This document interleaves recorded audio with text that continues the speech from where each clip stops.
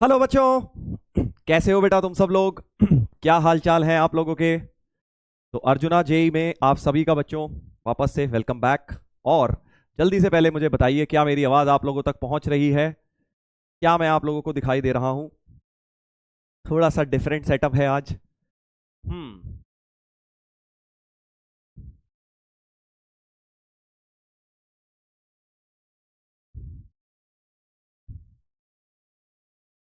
जल्दी से बताइए, क्या मेरी आवाज़ पहुंच रही है आप लोगों तक? Good evening sir. Good evening sir, बढ़िया सर। स्टूडियो चेंज, हाँ हाँ, स्टूडियो चेंज है आज। आज नया स्टूडियो, डिफरेंट स्टूडियो में आज क्लास ले रहे हैं हम लोग। तुम लोग यार बड़ी जल्दी पहचान जाते हो, तुम्हें कैसे पता लग जाता है ये सब है? तुम्हें सब पता लग जाता है। हाँ। गुड इवनिंग सर, नमस्ते सर जी। नमस्ते बेटा जी। यंग लग रहे हो सर। कैमरे का कमाल। चलिए, मैं भी बढ़िया हूँ यार, बिल्कुल बिल्कुल बढ़िया। वॉइस भी चेंज है सर। क्लियर आ रही है ना वॉइस? ये बताओ कि क्लियर आ रही है कि नहीं आ रही है। चेंज तो लगेगी, थोड़ी बहुत तो लगी रही होगी, कोई दिक्कत नहीं है, बट क्लियर आनी चाहिए। हम्म। हाँ, बताइए। Love you sir, love you too बेटा। हाँ, थोड़ा सा चैट का बड़ा हो सकता है क्या फॉन्ट? हम्म।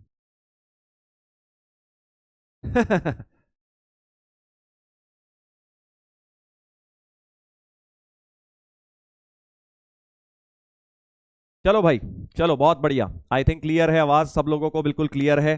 तो अब स्टार्ट किया जाए। स्टार्ट किया जाए। आज का लेक्चर नंबर 8 बेटा हम पढ़ेंगे आज। कोऑर्डिनेट ज्योमेट्री में 8वां लेक्चर है। स्ट्रेट लाइंस के अंदर हम लोग काफी बढ़िया इंटरेस्टिंग मोड पर थे। क्या क्या कर लिया हमने वो कल के लेक्चर में हमने बेटा फुट ऑफ परपेंडिकुलर जब स्टार्ट किया था। डीपीपी कंप्लीट सर, बहुत बढ़िया बेटा। बीटी हो गया सर, बहुत अच्छी बात है बेटा, बीटी हो गया तो। हाँ। NCERT done. Great great. हाँ। चलो भाई, तो रेडी हो? स्टार्ट किया जाए, जल्दी बताओ। क्या सब लोग बेटा फुल जोश के साथ, फुल एनर्जी के साथ रेडी हैं आज की क्लास के लिए? स्ट्रेट लाइंस में आज हम आगे बढ़ने वाले हैं। हाँ।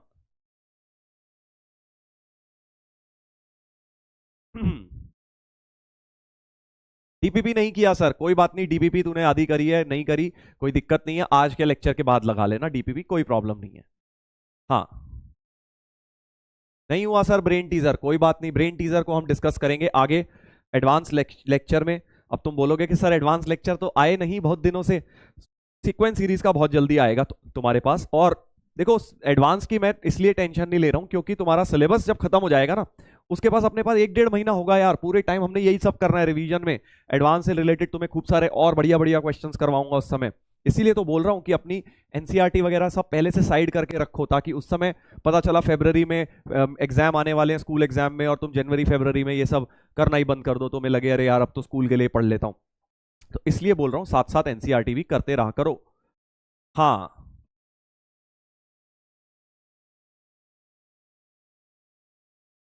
हाँ।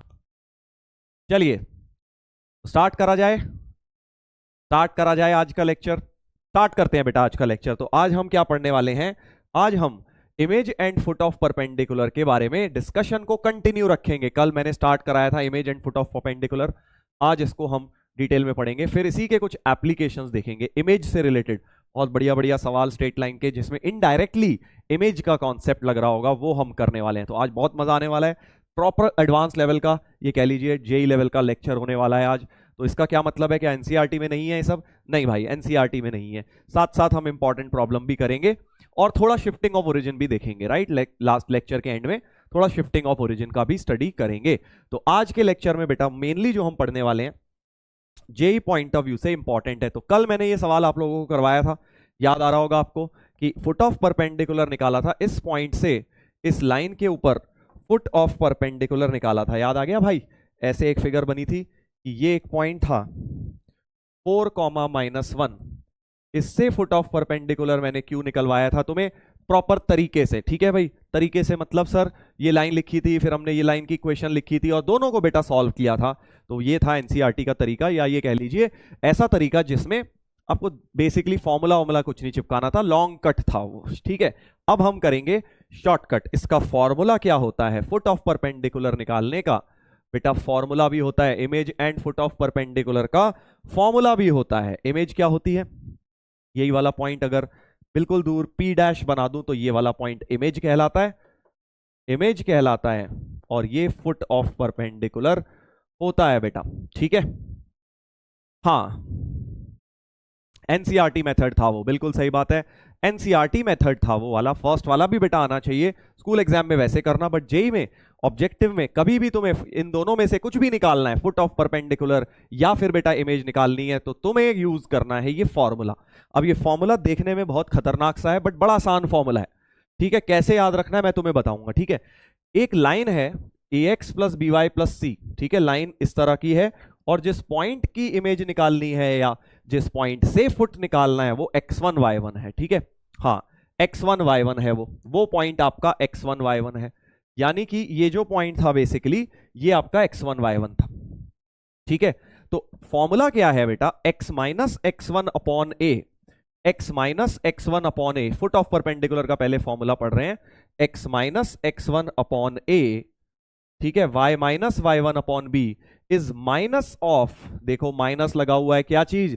वही वो वाली quantity ax1 plus by1 plus सी, याद आया? एक फॉर्मूले में था ये ऐसा, distance of point from a line में ax1 प्लस by1 प्लस सी, मतलब इस पॉइंट को लाइन में डालो। ये चीज क्या है? पॉइंट को लाइन में डालो, ठीक है। और डिनोमिनेटर में बस फर्क क्या है? रूट नहीं है बेटा, याद कर उस वाले फॉर्मूले में रूट होता था, रूट ए स्क्वायर प्लस बी स्क्वायर, ठीक है। यहां रूट होता था उस वाले फॉर्मूले में, इस वाले में यहां पे रूट का टर्म नहीं है। कौन से फॉर्मूले की बात कर रहा हूं? परपेंडिकुलर डिस्टेंस, याद आया? ये जो परपेंडिकुलर डिस्टेंस होता था x1 y1 का, बेसिकली यहां पे बस मॉड होता था और नीचे रूट होता था। यहां मॉड भी नहीं है, यहां माइनस का साइन है और नीचे स्क्वायर प्लस बी स्क्वायर है। एक्स कॉमा वाई क्या है?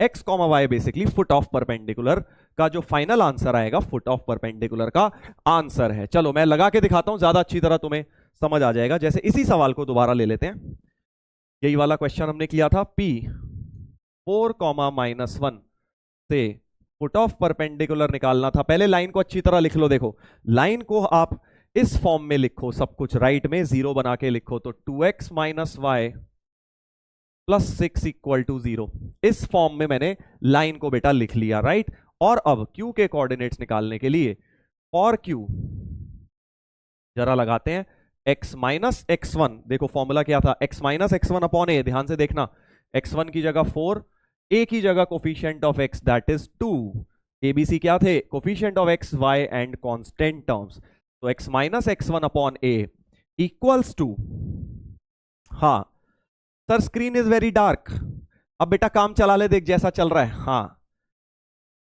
लेस लाइट है सर आज, कोई बात नहीं, तू अपनी ब्राइटनेस बढ़ा ले फोन की। हाँ ठीक है, कंसंट्रेट करो बेटा, इंपॉर्टेंट चीजों पे कंसंट्रेट करो यार। तुम बच्चे हो क्या यार? ये बताओ, लाइट कम है सर, आवाज ऐसी नहीं वैसी सर, ऐसे लग रहे हो वैसे कर रहे हो, तुम पढ़ाई पे ध्यान दो ना यार। अब तुझे हम अपनी स्टोरी बताएं फिर तू कहेगा कि सर आप अपनी बात करते हो।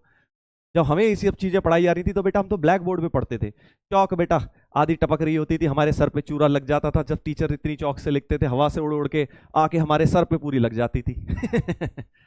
समझ रहा है तू? हाँ, फिर भी हम कंप्लेन नहीं करते थे।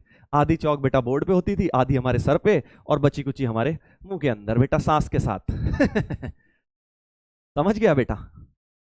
हाँ, तू घर पे बैठे बैठे आराम से अपने पढ़ रहा है रिलैक्स करके, और तुझे अभी भी कंप्लेन है।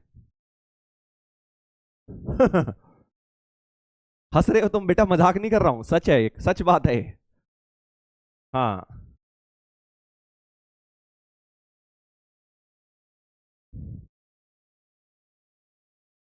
चलो वापस आ जाओ, अब लोग कह रहे हैं सर बढ़िया है, सर बढ़िया है।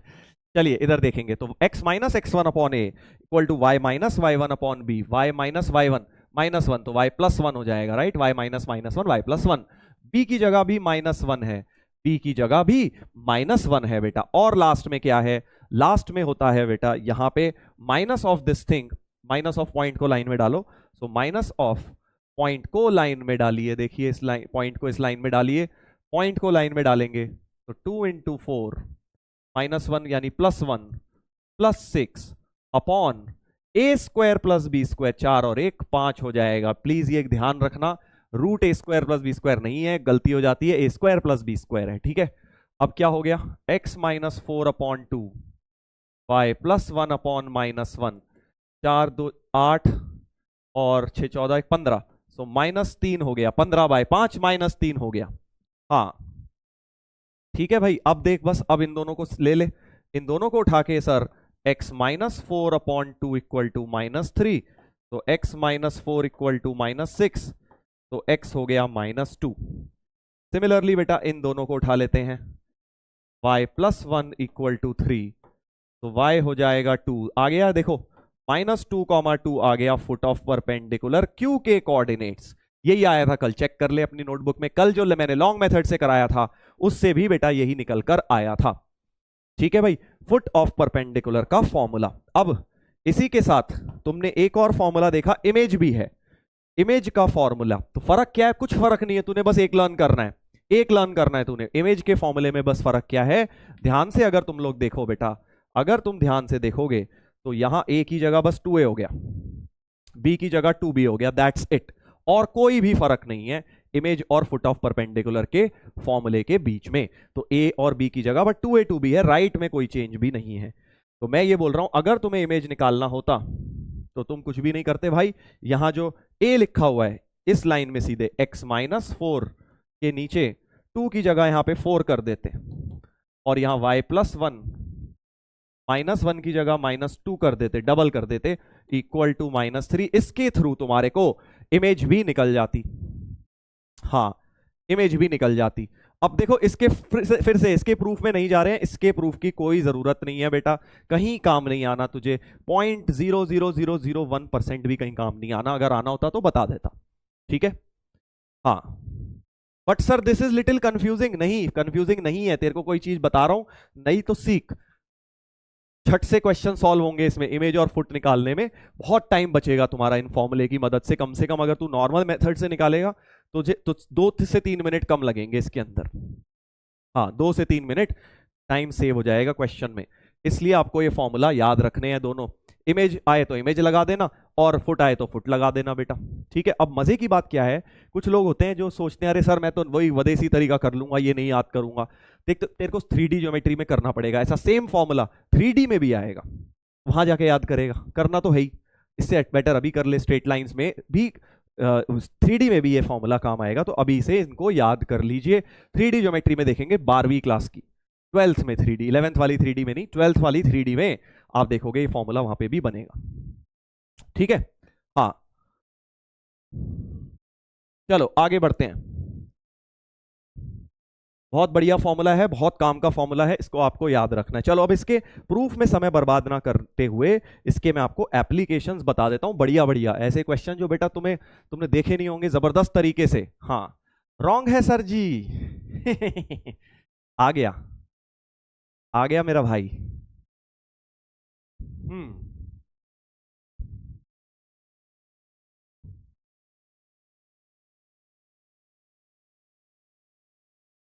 ठीक है, जिसका प्रूफ काम का होगा जरा सा भी मैं खुद करा दूंगा, ठीक है, जिसका प्रूफ बिल्कुल काम का नहीं है उसे छोड़ देते हैं। अब एक बहुत important concept, image of point a comma b in the mirror y equal to x. कभी भी अगर mirror y equal to x दे दें, कभी भी mirror y equal to x दे दें और तुम्हें बोले कि यार a कॉमा बी की इमेज क्या होगी, तो बिल्कुल याद कर लो a कॉमा बी की इमेज b कॉमा a हो जाएगी बेटा, a कॉमा बी की इमेज b कॉमा a हो जाएगी। बहुत बड़ा बढ़िया कॉन्सेप्ट, अगर मिरर तुम्हारा y इक्वल टू एक्स है, यानी लाइन अगर y इक्वल टू एक्स है तो a कॉमा बी की इमेज b कॉमा a हो जाती है, 2,5 की इमेज 5,2 हो जाएगी, ऐसे। हाँ समझ गए, ऐसे बेटा। चलो तो अब इसको प्रूव कर लेते हैं जरा जल्दी से। पहले तो सर लाइन को अच्छी तरह लिख लो, x minus y equal to 0 form में लिख लो, और अब जरा इमेज का फॉर्मूला लगा रहा हूं, देख पहले की तरह, इमेज का फॉर्मूला x माइनस x1 की जगह है a अपॉन, अब वो वाला a, लाइन वाला a तो कोफिशिएंट ऑफ x होता है सर 1 और 2a होता है। समझ गया क्या कर रहा हूं मैं बेसिकली इमेज का फॉर्मूला लगा रहा हूं, x माइनस x1 x1 है a और अपॉन 2a, a वो वाला होता है स्ट्रेट लाइन में x का कोफिशिएंट 1 है, तो 2 into 1 is y minus b upon 2 into minus 1, ये देखो coefficient of y minus 1 equal to minus of a comma b को लाइन में डालो और नीचे a square plus B square, 1 plus 1 2 हो जाएगा, 1 प्लस 1 बेटा 2 हो जाएगा। हाँ तो अब देखो क्या आ रहा है, x minus a upon 2 y minus b upon minus 2 is minus of a minus b upon 2। फिर से इन दोनों को इकट्ठा करते हैं, यहां से x माइनस a अपॉन 2, 2 से 2 कट गया, तो x minus a equal to minus a plus b, तो x की वैल्यू b निकल कर आ गई। तो x कोऑर्डिनेट ऑफ इमेज देखो b आ गया, प्रूव हो गया। ऐसे ही y कोऑर्डिनेट निकाल लेता हूं, ऐसे ही y कोऑर्डिनेट निकाल लेता हूं। तो y कोऑर्डिनेट के लिए क्या हो जाएगा, इन दोनों को बेटा इक्वल कर दो, so y minus b upon minus 2 is minus a minus b by 2, 2 2 काट दो, माइनस माइनस काट दो, b से b कट गया, सो y की वैल्यू a आ गई। तो b कॉमा a बन गई है इमेज, राइट। शाबाश। तो फॉर्मूले की मदद से हमने प्रूव कर दिया। क्वेश्चंस में बेटा ये डायरेक्टली यूज हो जाता है कि a कॉमा b की इमेज b कॉमा a बन जाती है। फुट भी तुम चाहो निकाल लो, दोनों का मिड पॉइंट से फुट भी आ जाएगा, बट इमेज डायरेक्ट याद रखोगे a कॉमा b की बेटा b कॉमा a हो जाती है। ठीक है, अभी देखना है क्वेश्चन में लगाऊंगा जेई के, ध्यान रखना। चलो अब आ जाते हैं, आगे बढ़ते हैं। अब इसमें हमने इमेज निकालना सीख लिया, अब इसके अलग अलग एप्लीकेशंस देखेंगे। सर ये इंपॉर्टेंट है जी, बहुत इंपॉर्टेंट है जेई के लिए। प्रूफ इंपॉर्टेंट नहीं है, हाँ प्रूफ क्या है बेसिकली यार, क्वेश्चन की तरह ही तो सॉल्व कर दिया मैंने। a कॉमा बी की image b comma a proof कर दी मैंने यूजिंग द फॉर्मूला। चलिए आगे बढ़ते हैं। अब यार अरे यार आंसर तो हाइड नहीं हुए, आज आंसर रह गए भाई। चल कोई बात नहीं, मैं अभी हाइड कर देता हूं ले। हाँ तो अब क्वेश्चन क्या है, बहुत बढ़िया क्वेश्चन है, ऐसा क्वेश्चन डीपीपी में भी डाला हुआ है मैंने।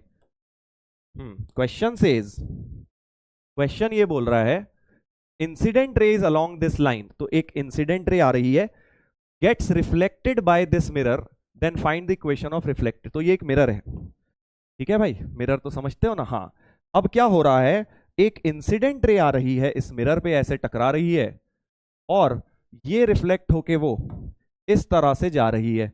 ठीक है, एक इंसिडेंट रे आ रही है और रिफ्लेक्ट होके जा रही है। ठीक है, तो हमें क्या करना है, incident ray is along the line, incident ray दी है 3x minus 4y, 3x minus 4y minus 5 equal to 0, gets reflected by this y equal to x minus 1, जो मिरर है इससे रिफ्लेक्ट हो रही है, और ये जो रिफ्लेक्टेड रे आएगी इसकी इक्वेशन बतानी है। तो रिफ्लेक्टेड रे की इक्वेशन निकालनी। अब इसके बहुत तरीके हैं, स्ट्रेट लाइन का क्वेश्चन है, सर फिजिक्स आ गई सर अरे फिजिक्स नहीं है इसमें, स्ट्रेट लाइन कॉन्सेप्ट ही लगने, थोड़ा सा बस रिफ्लेक्शन का फंडा यूज होगा।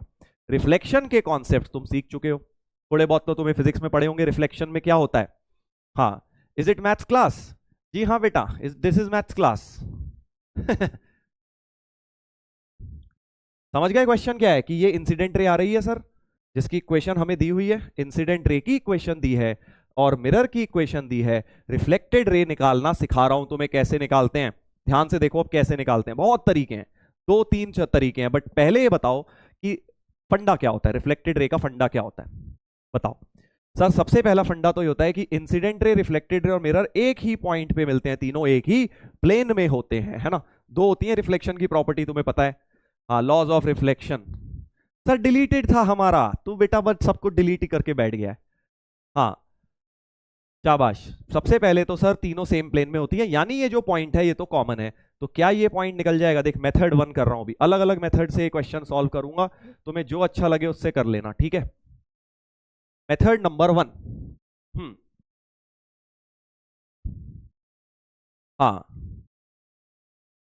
शाबाश, कि सबसे पहली रॉ ऑफ रिफ्लेक्शन कहती है कि ये तीनों सेम प्लेन में होती है, यानी ये पॉइंट कॉमन होगा तीनों का। तो एक काम करता हूं, ये जो P है, ये जो P पॉइंट है इसको निकाल सकता हूं मैं, P को निकाल सकता हूं ना भाई, सॉल्व कर लेता हूं, इन दोनों लाइंस को सॉल्व कर लेता हूं, या फिर तुम फैमिली ऑफ लाइंस भी लगा सकते हो, समझ रहे हो ना। देख मेथड 1 के अंदर ही 2 मेथड हो गए, कि या तो तुम क्या करो कि यहां से बेटा तुम इस पॉइंट को निकाल लो बढ़िया करके, अच्छा सा दिख रहा है, यहां तो निकल भी जाएगा, y की वैल्यू x-1 डाल लो, p निकाल लो। बट कल किया था कि ये तीनों एक ही पॉइंट से पास कर रही हैं, तो सेम फैमिली की लाइंस है, यानी कि तुम L1 plus lambda L2 use करके भी रिफ्लेक्टेड रे लिख सकते हो। ठीक है, पहली लॉ। अभी चल दोनों से कब बता दूंगा। दूसरी लॉ ऑफ रिफ्लेक्शन क्या होती है? फर्स्ट लॉ ऑफ रिफ्लेक्शन तो समझ आ गई कि सर ये तीनों लाइंस कॉनकरेंट होंगी, चाहे फैमिली की तरह यूज कर लो या p निकाल लेना, जैसे भी अच्छा लगे। दूसरा कॉन्सेप्ट होता है angle of incidence equal to angle of reflection. शाबाश। कि सर नॉर्मल के साथ, अगर मैं नॉर्मल ले लूं, नॉर्मल भी ले सकता है तू चाहे तो, नॉर्मल के साथ सेम एंगल बनेंगे, यही तो करते हो तुम कि ये वाला एंगल और ये वाला एंगल सेम होता है। नॉर्मल के साथ सर इंसिडेंट रे और रिफ्लेक्टेड रे सेम एंगल बनाती है ना। या फिर भाई अगर नॉर्मल के साथ आई और आर इक्वल हैं, तो ये भी तो बोल सकते हो कि ये दोनों एंगल इक्वल हैं, ये नहीं बोल सकते? ये भी बोल सकते हो, क्योंकि ये 90 माइनस आई और 90 माइनस आर हो जाएगा भाई। मिरर के साथ भी वो सेम ही एंगल बनाती हैं, तो चाहे ऐसे बोल लो कि नॉर्मल के साथ दे मेक सेम एंगल, या ये बोल लो मिरर के साथ दे मेक सेम एंगल, जो आपको अच्छा लगे। ठीक है, तो मैं मिरर के साथ ही यूज कर लेता हूं, कौन नॉर्मल निकाले। मैं बोल रहा हूं कि ये दोनों एंगल्स इक्वल होंगे बेटा। हाँ ठीक है, हाँ एंगल सेम होंगे मिरर के साथ, चाहे नॉर्मल के साथ ले लो, मिरर के साथ एंगल। और एंगल सेम हम कैसे यूज करते हैं? एंगल बिटवीन लाइंस का फंडा लगा देंगे। तो लेट स्लोप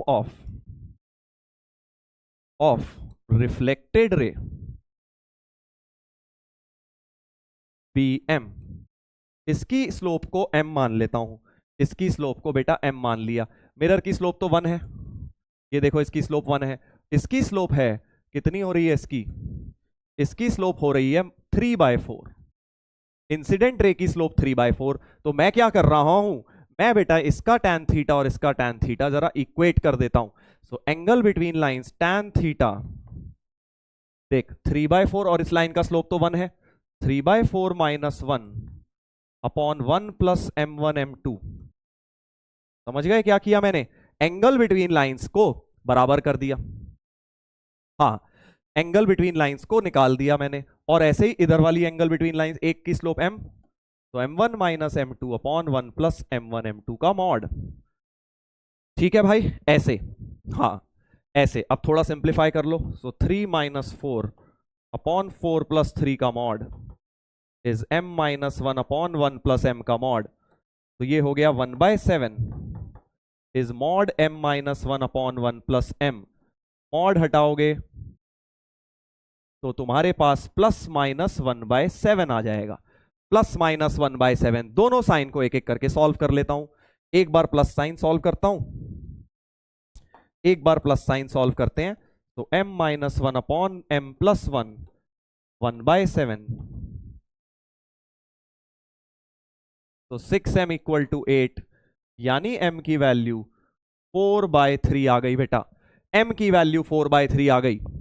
और दूसरी माइनस साइन अगर ले लूं तो ध्यान से देखना क्या होगा, minus 1/7 equal to m minus 1 upon 1 plus m।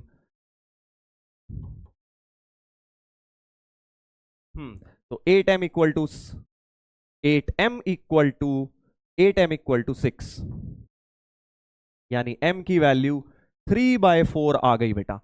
2m की वैल्यूज आ गई। अब मेरा सवाल यह है कौन सी वाली स्लोप ली जाए, रिफ्लेक्टेड रे की स्लोप कौन सी होगी दोनों में से? अब तुम सोचो बेटा कौन सी वाली स्लोप होगी? प्लस वाली लूंगा, 4/3 लूंगा, या 3/4 लूंगा? देख बहुत ऑब्वियस है, जो 3/4 है ये रिजेक्ट होगी। क्यों? क्योंकि ये तो इंसिडेंट रे की स्लोप थी। ये देखो भाई, इंसिडेंट रे और रिफ्लेक्टेड रे कभी पैरेलल थोड़ी हो सकती हैं।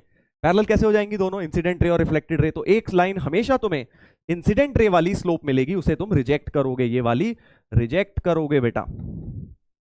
क्यों रिजेक्ट करूंगा? क्योंकि ये तो slope corresponding to incident ray है, रिफ्लेक्टेड रे की कुछ और है। अब सवाल ये आता है कि सर हमेशा इंसिडेंट रे की क्यों मिल रही है हमें? आप कैसे कह सकते हो कि हमेशा इंसिडेंट रे वाली ही स्लोप मिलेगी? बहुत ऑब्वियस है। सोच, तूने क्या किया है, अगर तू थोड़ा सा दिमाग लगा, ये दोनों एंगल इक्वल रखे हैं, tan थीटा इक्वल रखे हैं, ठीक है, और ये वाली लाइन तो m1 ही रखी हुई है, एक तो स्लोप m1 ही रखी है दोनों में, तो एक तो m सेम आएगा ही ना। 3/4 देख, इस इक्वेशन से LHS इक्वल टू RHS हो जाएगा। अगर मैं m को 3/4 रख दूं तो होना ही है, क्योंकि तुमने एंगल भी सेम रखा, एक लाइन भी सेम रखी, तो एक वैल्यू तो 3/4 हमेशा ही आएगी। तो तुम्हें हमेशा दूसरी वाली स्लोप लेनी है, ठीक है। हाँ, तो तुम्हें हमेशा दूसरी वाली ही स्लोप लेनी होगी, जो स्लोप ऑफ इंसिडेंट रे के अलावा जो दूसरी मिली है। ये वाली तो इंसिडेंट रे मिली, इसके अलावा कौन सी मिली? 4/3। तो स्लोप ऑफ रिफ्लेक्टेड रे मिल गई। ठीक है, तो ऐसे करना है। रिफ्लेक्टेड रे की इक्वेशन निकालने के लिए आपको स्लोप मिल गई है 4/3।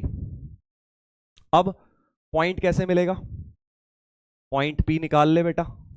पॉइंट पी निकाल लूंगा ना।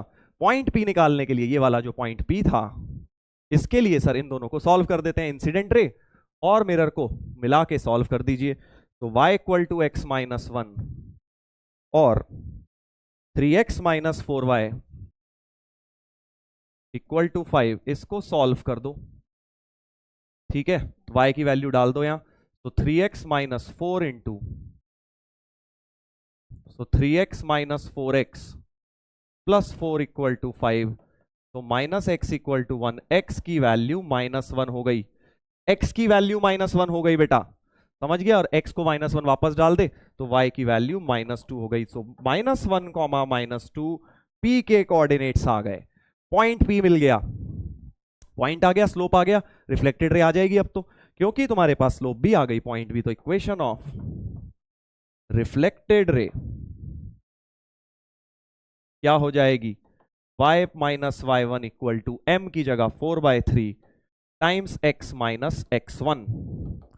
x1 की जगह -1 तो x + 1 हो जाएगा। यहां से तुम आंसर निकाल लेना, राइट? अब दूसरा वाला तुम्हें मैंने बोला था ये फैमिली से भी हो जाएगा। मेथड 1 का ही बी पार्ट समझ लो, मेथड 1 का ही बी पार्ट। सी मेथड 1 का ए पार्ट ये है। देख, दोनों ही पार्ट्स में स्लोप निकालनी है। ये पार्ट तो कॉमन है कि स्लोप ऑफ रिफ्लेक्टेड रे तो निकालनी है। दोनों मेथड्स में फर्क क्या है कि बस अब मैं फैमिली का इस्तेमाल कर लूंगा। पॉइंट ऑफ इंटरसेक्शन बिना निकाले भी मैं ये सवाल सॉल्व कर सकता हूं, क्योंकि मुझे पता है यार इस क्वेश्चन में तो देख बहुत अच्छा सा आ गया पॉइंट ऑफ इंटरसेक्शन। हो सकता है बड़ा खतरनाक सा आ जाए, गंदी गंदी लाइन हो जाए। हाँ, तो मैं क्या करूंगा, मैं इसका फैमिली ऑफ लाइंस यूज कर लेता हूं कि L1 + लैम्डा L2। L1 कौन सी लूं? कोई भी ले ले, 3x - 4y - 5। ये हो गई L1 + लैम्डा टाइम्स L2, ये ले लो, y - x + 1। और अब इसको अच्छी तरह लिखो, 3 - lambda into x + lambda -4 into y + lambda -5 = 0। तो मैंने फैमिली को अच्छी तरह लिखा। और बेटा अब फैमिली को निकालने के लिए इसकी स्लोप यूज करेंगे, minus coefficient of x upon coefficient of y। इसको 4/3 यूज कर लो, इसको 4/3 यूज कर लो बेटा। यहां से लैम्डा निकल आएगा। आंसर दोनों से चेक करना, फाइनल आंसर चेक करना, सेम आएगा। देखो यहां से लैम्डा निकाल ही लो, चलो।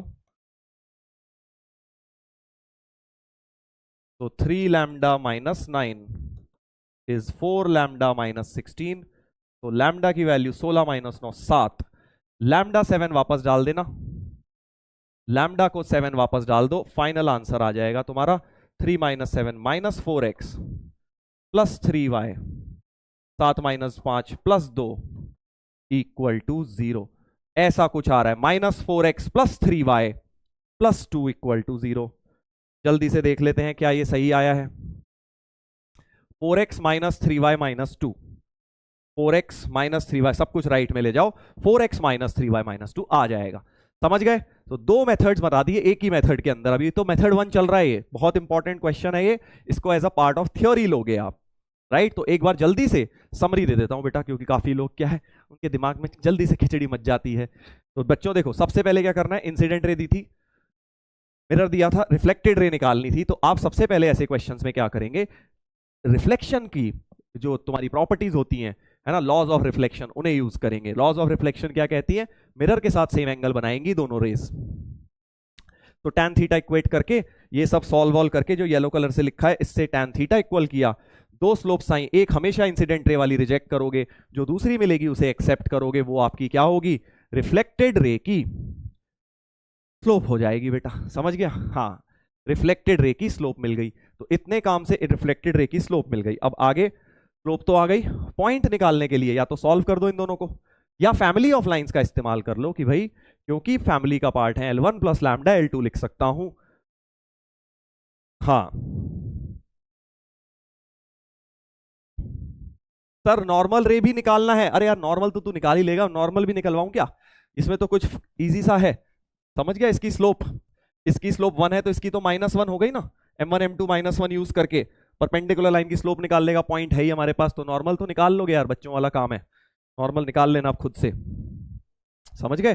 पॉइंट ये यूज कर लेना, स्लोप को -1 यूज कर लेना इस बार, क्योंकि इसकी स्लोप 1 है मिरर की, तो नॉर्मल की स्लोप हमेशा m1 m2 -1 से आ जाएगी। कर लेना यार। सर स्लोप को 4/3 ही क्यों लिखा? अरे यार ये रहा ना 4/3, देख आया ये रहा। अब मैं ये बोल रहा हूं कि जो दो स्लोप्स आई ना, 3/4 रिजेक्ट करो। क्यों? क्योंकि 3/4 इंसिडेंट रे वाली स्लोप है। हमेशा एक आंसर इन दोनों में से इंसिडेंट रे वाला आएगा। इंसिडेंट रे की स्लोप भी 3/4 और रिफ्लेक्टेड की भी 3/4 हो सकती है, मतलब पैरेलल हो जाएंगी। तू खुद सोच, क्या incident ray and reflected ray बच्चों पैरेलल हो सकती हैं? नहीं हो सकती, राइट? तो हमेशा दूसरी वाली ही स्लोप लेनी होती है। निकाल दो सर। एक आया महान हमारे बीच, कह रहा है सर निकाल दो, नॉर्मल भी निकाल दो। ले भाई नॉर्मल भी निकाल देता हूं। नॉर्मल है क्या?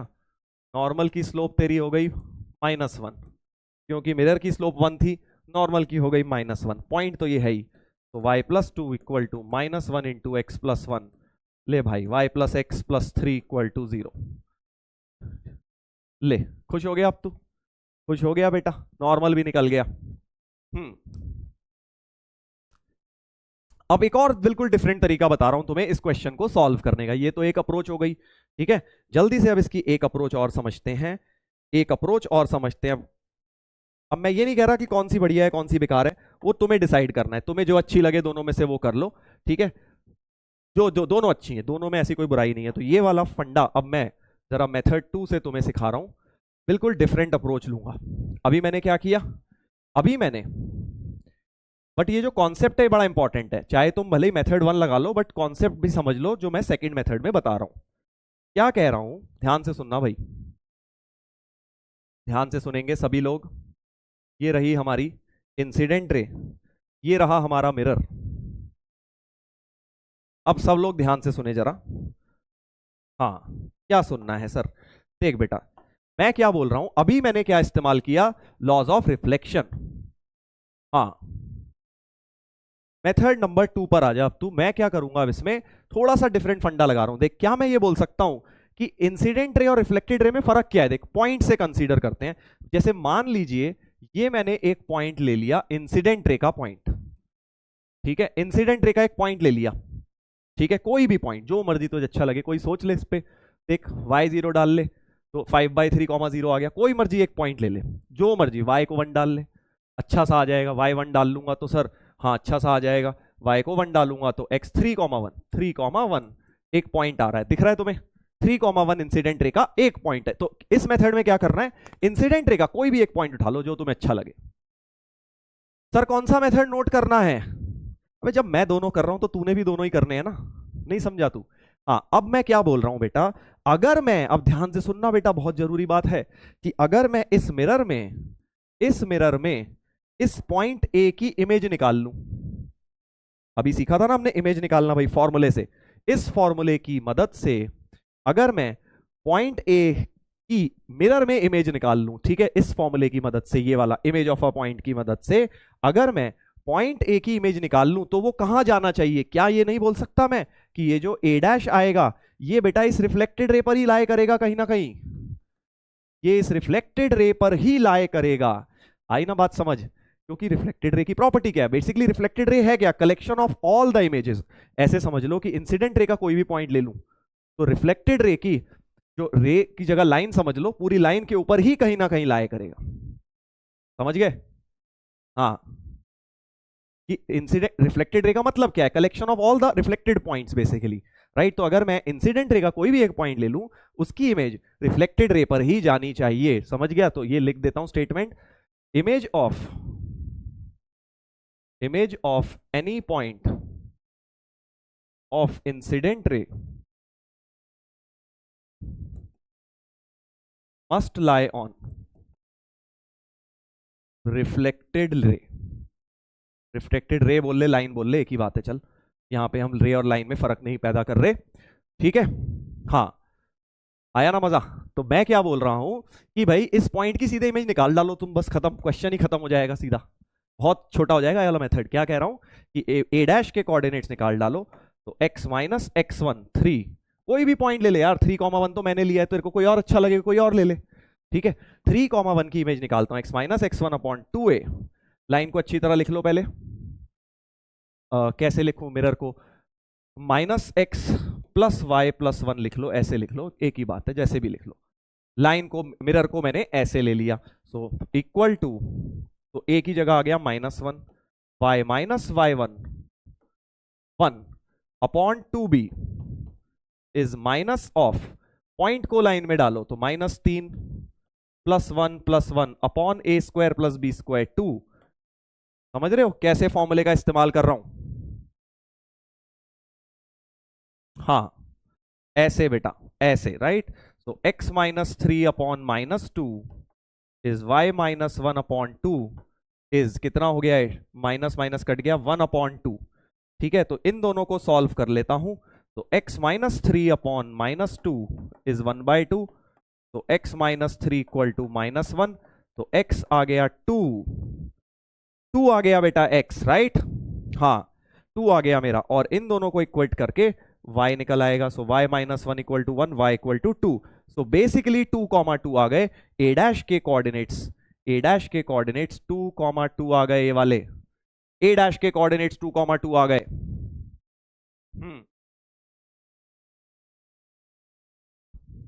देख लो जरा एक बार, देख लीजिए जरा, 3,1 की मैंने इमेज निकाली है, 2,2 आ गई है। सर आपने वो पॉइंट ए कैसे लिखा? जो मर्जी ले ले, कोई भी एक पॉइंट, y0 डाल के ले ले, 5/3, 0 ले लेता। मैंने y देखा यार 1 डाल के, x भी अच्छा सा इंटीजर बन रहा है, ले लिया। तू कोई भी ले ले, y को -1 डाल ले, x 1 डाल ले, जो अच्छा लगे डाल ले बेटा, बस अच्छे से बना लेगा तो इजी रहेगा थोड़ा सा क्वेश्चन को सॉल्व करना। कोई भी एक पॉइंट इस लाइन पर कंसीडर कर लो, उसकी इमेज जाएगी हमेशा रिफ्लेक्टेड रे पर। अब क्या करेंगे, बस अब तो ये पॉइंट और ये p पहले ही निकाल चुके थे हम। p पॉइंट अब चाहे जो मर्जी कर लो, चाहे एक और पॉइंट ले लो, उसकी और इमेज ले लो, 2 पॉइंट फॉर्म लगा देना फिर, है ना, या फिर ये पॉइंट का इस्तेमाल कर लो, इजी हो, जैसे तुम्हें अच्छा लगे। p पॉइंट के कोऑर्डिनेट्स हम निकाल ही चुके हैं, -1 -2। ठीक है, p अच्छा ना है तो एक और पॉइंट की इमेज ले डाल, और दो पॉइंट्स आ जाएंगे, रिफ्लेक्टेड रे निकल गई, ये और ये रिफ्लेक्टेड रे पे लाए करेंगे। So equation of reflected ray by 2 point form अब आप निकाल लेंगे, कर लेना, ठीक है, मैच कर लेना इस वाले मेथड से भी आंसर। एक पॉइंट तो ये है, और एक ये वाला -1 -2 हम ऑलरेडी पिछले मेथड में निकाल चुके थे। ठीक है, समझ गए हैं ये बात? Sir we can also find the image about normal. नहीं यार, नॉर्मल पे थोड़ी ना है, मिरर तो ये है ना, जो मिरर है आपको उसी का इस्तेमाल करना है, नॉर्मल के अबाउट इमेज नहीं लेनी है। हाँ, स्लोप निकालना पड़ेगा, नहीं निकालना पड़ेगा ना फर्स्ट मेथड से तुझे, अब स्लोप की क्या जरूरत है, खुद सोच। ये नहीं करना तूने, ये सब काम मेथड 1 का था। मेथड 2 में तो तुमने सीधे ये पॉइंट निकाल लिया, ये रिफ्लेक्टेड रे का है, ये पॉइंट तुमने वैसे ही निकाल लिया था सॉल्व करके दोनों लाइंस को, रिफ्लेक्टेड रे का, और अब तुम्हारा क्वेश्चन सॉल्व हो गया 2 पॉइंट फॉर्म से। हाँ, इसमें तू फैमिली ऑफ लाइंस लगा ले, आगे ये पॉइंट नहीं निकालना, फैमिली लगा ले और उस पे ये पॉइंट सेटिस्फाई करा दे, मतलब जैसे मर्जी सारे कॉन्सेप्ट्स मिक्स होके आंसर सही देंगे। बिल्कुल लगा सकते हो आगे भी family of lines, L1 plus lambda L2 लिख दो और उस फैमिली को 2,2 से पास करा दो, तुम्हें लैम्डा मिल जाएगा। समझ गए? हाँ sir please check common doubts, चलिए ले लेते हैं। Sir can we say that slope of reflected ray will be negative of incident ray? देख भाई, तूने वही गलती करी कि तूने इस हॉरिजॉन्टल लाइन को एक्स एक्सिस मान ली, इसीलिए मैं कोई लाइन सीधी बनाने से डरता हूं, क्योंकि जैसी सीधी लाइन बना दो तुम्हें लगता है अरे सर ये दोनों एंगल बराबर हैं, अच्छा tan थीटा उसका -θ हो जाएगा, ये एक्स एक्सिस थोड़ी है बेटा जो तू इसकी स्लोप कह रहा है सीधे माइनस हो जाएगी। मैं समझ रहा हूं कहां से बोला कि सर सीधे इसकी स्लोप इसकी नेगेटिव, क्योंकि तुम्हें ये एक्स एक्सिस लग रही है, एक्स एक्सिस नहीं है, ये मिरर कुछ और है, ध्यान रखो। तो कभी भी ऐसा नहीं बोलेंगे देवराज कि slope of reflected will be negative of incident रे, रॉन्ग, क्योंकि वो एक्स एक्सिस नहीं है। सर इसमें ये इक्वेशन क्यों लिया? क्योंकि दी हुई है भाई, ये दिया तो हुआ है इंसिडेंट रे की ये है, और रिफ्लेक्ट, क्या अजीब व गरीब डाउट पूछ रहा है भाई।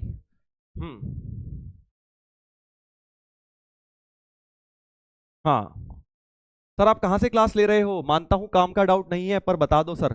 बेटा वो डाउट ही क्या जो काम का ना हो। बाउंसर गया है ये क्वेश्चन? अच्छा, तुझे ये क्वेश्चन भी बाउंसर गया बेटा, बहुत ही बढ़िया। Method 2 please explain once. ठीक है, मेथड 2 बेटा एक बार दोबारा सुन लो पूरी डिटेल में। पिछले 15 मिनट से हम एक ही क्वेश्चन कर रहे हैं वैसे तो, बट दोबारा सुन लीजिए, ठीक है? हाँ, मेथड 2 में मैंने ये बोला कि इंसिडेंट रे का कोई भी एक इमेज का फंडा क्या है। अगर मैं इंसिडेंट रे के, देखो ऐसे समझ लो तुम, इंसिडेंट रे के अगर मैं, ये मिरर है, ठीक है, ये एक पॉइंट है, ये इंसिडेंट रे है, इसके बहुत सारे पॉइंट्स हैं। तो अगर मैं इनकी इमेज लूंगा, अगर मैं इन सारे पॉइंट्स की इमेज लूंगा, तो वो कहां जाएगी? वो बेटा रिफ्लेक्टेड रे पर ही लाए करेंगे। कॉमन सेंस है, कॉमन सेंस है कि अगर इंसिडेंट रे का कोई भी पॉइंट हुआ, उसकी इमेज लेने का मतलब क्या है कि भाई इमेज भी मतलब इमेज है, और पूरी लाइन की इमेज लेने का यानी रिफ्लेक्टेड रे निकालने का क्या मतलब है कि वो collection of all the points which are lying on incident ray will be a part of reflected ray. बस इतना सा बात है, हाँ इतनी सी बात है, ये ध्यान रखना। तो ये फंडे का इस्तेमाल मैंने कर लिया है।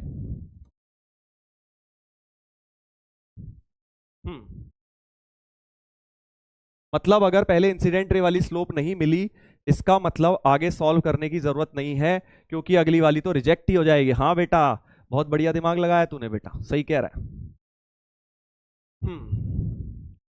सर हमसे एक क्वेश्चन जेई मेन का मैथ्स का कितनी देर में हो जाना चाहिए? 1 घंटे में कितने क्वेश्चन हो जाने चाहिए लगभग? तो देख बेटा, अभी अगर 10 से 12 सवाल अगर 1 घंटे में हो रहे हैं, बहुत बढ़िया है, क्योंकि 10 से 12 अगर तुम एक्चुअली सही कर पा रहे हो, मतलब 99 परसेंटाइल की तरफ बढ़ रहे हो। बाकी 12th में भी थोड़ी स्पीड और बढ़ेगी तुम्हारी, तो 10 भी कर लो अगर 1 घंटे में, मेरे हिसाब से तो अभी के लिए ठीक है। सर आप प्लीज स्लाइड में ओवरराइट ना किया करें, नोट्स बनाने में थोड़ी प्रॉब्लम होती है, हम्बल रिक्वेस्ट। ठीक है बेटा, ध्यान रखूंगा। ओके, ठीक है बेटा जी। और बताइए, क्या ये क्वेश्चन अब सबको क्लियर हो गया है? आगे बढ़ जाएं। क्या ये क्वेश्चन सबको क्लियर हो गया है? हम्म चलो आगे बढ़ेंगे, अगले सवाल पर आएंगे। नेक्स्ट भी क्वेश्चन इसी तरह का है। तो ये जो कॉन्सेप्ट बताया ना मैंने, ये देख, इसका इस्तेमाल जरूर करना है क्वेश्चंस में, चाहे मेथड 1 लगाओ 2, बट इस कॉन्सेप्ट का इस्तेमाल जरूर से जरूर करेंगे। अगला क्वेश्चन क्या है देखिए, a source of light is placed at 3,10। बहुत बढ़िया क्वेश्चन है, एक और ध्यान से पढ़ेंगे। A source of light is placed at 310, a ray of light from it strikes this and after reflection it passes through this. समझ गया बेटा क्या है? तो मिरर दिया हुआ है, क्योंकि स्ट्राइक्स दिस इसका मतलब ये मिरर है। 2x plus y -6 equal to 0 mirror दिया है, और एक सोर्स ऑफ लाइट 310 पर है, मतलब जो इंसिडेंट रे है वो 3,10 से पास कर रही है, ठीक है। And after reflection it passes through 7,2, और ये रिफ्लेक्ट हो रही है और ये 7,2 से पास कर रही है। सर वहीं क्यों होगा, नीचे नहीं, जहां मर्जी ले ले यार, बस ले ले। हाँ ठीक है भाई, ऐसे। सर होमवर्क, अरे रुक जा, अभी होमवर्क क्या, अभी तो 5 सवाल आने वाले हैं ऐसे। होमवर्क डीपीपी में डालें ऐसे क्वेश्चन, डोंट वरी, ये क्लास के क्वेश्चन हैं। 3,10 से एक इंसिडेंट रे जा रही है और रिफ्लेक्टेड रे जा रही है, ठीक है। और तुम्हें क्या निकालना है? Find the equation of incident and reflected ray. क्या कर लोगे अब? जल्दी प्रोसेस बता दो, बस कर लेना, घर पे मेहनत, कैलकुलेशंस घर पे कर लेना, बस प्रोसेस बताओ। हाँ बताओ प्रोसेस क्या होगा, जल्दी बताओ। अभी वाला अगर फंडा तूने जो सीख लिया, तो ये क्वेश्चन झट से कर देगा बेटा, है ना। क्या कॉन्सेप्ट बताया अभी कि 3,10 की अगर मैं इमेज ले लूंगा, 3,10 को पॉइंट ए ले लेता हूं, इसको पॉइंट बी, तो ए की इमेज जो ए डैश होगी वो रिफ्लेक्टेड रे पर लाई करेगी। हो गया, देख खत्म, सवाल ही खत्म हो गया। समझ गया कि जैसे ही ए की इमेज ए डैश निकाल लूंगा, तो ए डैश और इसकी 2 पॉइंट फॉर्म लगा दूंगा, हो गया, रिफ्लेक्टेड रे निकल आई। हाँ समझ गया। तो रिफ्लेक्टेड रे बहुत इजीली निकल जाएगी, क्योंकि क्योंकि इसकी जो इमेज होगी बेटा, इसकी जो इमेज होगी वो रिफ्लेक्टेड रे पर ही लाई करेगी। ए की image A dash reflected ray पे लाई करेगी, तो ए डैश बी की 2 पॉइंट फॉर्म लगा देना, आ जाएगा। हाँ कर लोगे। अब ऐसी सोचो इंसिडेंट रे कैसे निकलेगी, उल्टा कर दे कि रिफ्लेक्टेड रे के किसी भी पॉइंट की इमेज, तो बी की image B dash incident ray पर लाए करेगी। समझ गए कि नहीं समझे भाई? आई होप समझ गए हो कि अगर मैं इसकी ले लूं इमेज, तो बी की इमेज जो बी डैश होगी वो बेटा तुम्हारी इंसिडेंट रे पर लाए करेगी, ऐसा कुछ कि बी की इमेज जो बी डैश होगी वो इंसिडेंट रे पर लाए करेगी, समथिंग लाइक दिस। कर लोगे कि नहीं? कोई स्लोप लोप की कोई जरूरत नहीं है, सीधे इमेज के फॉर्मूले दो बार लगाना, एक बार ये पॉइंट निकालना ए डैश बी की 2 पॉइंट फॉर्म, फिर एक बार इसकी इमेज निकालना बी डैश ए की 2 पॉइंट फॉर्म, वहां से इंसिडेंट रे हो जाएगी। आंसर मैच कर लेना, फाइनल आंसर ये रहे निकाल के, बस अब कैलकुलेशन बची है इसलिए तुम्हें होमवर्क में दे रहा हूं, कर लेना, कर लोगे। बहुत प्यारा कॉन्सेप्ट है ये जेई के अंदर भी लगता है, ये फंडा की इमेज इंसिडेंट रे के किसी भी पॉइंट की इमेज रिफ्लेक्टेड रे पे जाती है, तो इस चीज को बेटा इस पे दिल बना ले। हाँ, इस पे ये जो मैंने कॉन्सेप्ट यूज किया है, बहुत ज्यादा बड़े दिल हो गए बेटा।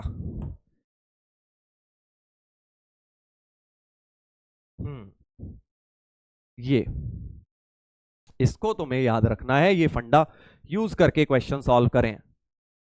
हाँ,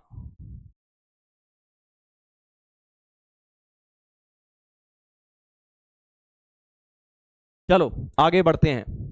तो जो लोग थोड़े अंडर कॉन्फिडेंट हो रहे हैं वो कह रहे हैं सर प्लीज करवा दो, प्लीज करवा दो। बेटा कॉन्फिडेंस रख अपने ऊपर, क्या होगा ज्यादा से ज्यादा, नहीं हो पाएगा ना तुझसे, ट्राई करियो, डाउट्स में देखियो, बट मैं करा दूंगा तो तू वैसे ही कुछ नहीं फायदा हुआ, क्योंकि मेरे ही करे जाने से बेटा तेरा आईआईटी नहीं क्लियर होगा, तो इसको ट्राई करना। कुछ बच्चे लिख रहे हैं चैट पे सर कर दो कर दो कर दो, तो तू टेंशन मत ले, मैं हूं ना, अगर नहीं होगा तो बता दियो, मैं कर दूंगा सॉल्व कर, बट अपने आप एक बार ट्राई जरूर करना है। हाँ चलो आगे बढ़ते हैं, आगे बढ़ते हैं बेटा, एक और सवाल लेते हैं, अब थोड़ा सा ब्रेन टीजर्स करेंगे इसी फंडे के ऊपर। हाँ, अब इनडायरेक्ट एप्लीकेशन, अभी तक तो देख इमेज इमेज सब जगह लिखा हुआ था, इंसिडेंट रे रिफ्लेक्टेड दिख रहा था कि इमेज यूज करनी है, बट अब क्वेश्चंस में दिखेगा नहीं बेटा, थोड़ा सा खुद से सोचना है। Perpendicular bisector of side A B A C of a triangle are this. अब देखो क्वेश्चन क्या है कि एक ट्राइंगल दिया है और साइड ए बी और ए सी के, ये साइड ए बी है और ये AC है, इनके परपेंडिकुलर बाइसेक्टर दिए, ए बी दिया है 1, -2, 1, -2 दिया है, और BC की इक्वेशन यानी इस बेस की इक्वेशन निकालनी है। तो डेटा क्या क्या गिवन है, एक ये दिया है, एक इसकी परपेंडिकुलर बाइसेक्टर दी है, एक इसका परपेंडिकुलर बाइसेक्टर दिया है बेटा, समझ गए ना, परपेंडिकुलर बाइसेक्टर। ऐसे ऐसे क्या क्या फंडा लगाएंगे, अब सोचते हैं यहाँ पे क्या फंडा लगाएंगे। सोचिए, हमें इस बेस की इक्वेशन निकालनी है, तो मैं तुम्हें फिर से हिंट तो देखो मिल ही गया कि इमेज का फंडा लगा सकता हूं। देखो अब अगर तुम कॉमन सेंस लगाओ, अगर ये इसको मैं मिरर मान लूं, देखो ये जो परपेंडिकुलर बाइसेक्टर था इसको L1 कह देता हूं, x - y + 5 = 0, can we say that, ध्यान से सुनना भाई, सर सरकम सेंटर निकल जाएगा, हाँ निकल तो जाएगा, बट जरूरत क्या है, दोनों का इंटरसेक्शन सरकम सेंटर होगा, मुझे भी पता है, बट क्वेश्चन में वहां पूछा नहीं है, वो पूछा नहीं है, जो पूछा है उसकी तरफ वर्क करेंगे। BC की इक्वेशन पूछी है, तो मैं क्या बोल रहा हूं, ये अगर मिरर है, अगर सोच ये एक पॉइंट है तो इसकी इमेज बी नहीं हो जाएगी, क्योंकि देखिए ये वाला डिस्टेंस बराबर है और ये परपेंडिकुलर भी है, तो परपेंडिकुलर भी है और डिस्टेंस भी बराबर है, इमेज का फंडा यही तो होता है कि एक पॉइंट की इमेज बराबर डिस्टेंस पे बनती है। So can we say that image of A in mirror L1 is point B, A की इमेज इस मिरर में B हो जाएगी, ये बोल रहा हूं मैं, सही बोल रहा हूं? देख कितने मजेदार तरीके से पॉइंट B सीधे निकल आया। ऐसे ही L2 ले लो, ये वाला दूसरा परपेंडिकुलर बाइसेक्टर, तो इस पॉइंट की इस L2 मिरर में सीधे सीधे इमेज C हो जाएगी। तो image of A in mirror L2 is C। समझ गए कि नहीं समझे भाई, मजा आया कि नहीं? सीधे मेरे पास B और C के कोऑर्डिनेट्स मिल जाएंगे। हाँ सर हलवा था ये तो बेटा, वो तो मैंने बता दिया ना, तेरे को पता ही नहीं होता तो खुद से सोचना था ना इमेज का कॉन्सेप्ट, इसलिए ब्रेन टीजर था कि भाई आपको खुद से क्लिक करना चाहिए अब से ये कि परपेंडिकुलर बाइसेक्टर जब भी आएगा ये वाला इसका इमेज बन जाता है बेटा, इमेज बन जाता है। होमवर्क दे दो सर, हाँ आगे होमवर्क ही है बेटा, दोनों में इमेज का फॉर्मूला लगाइयो और 2 पॉइंट फॉर्म से आंसर मैच करना। समझ गए?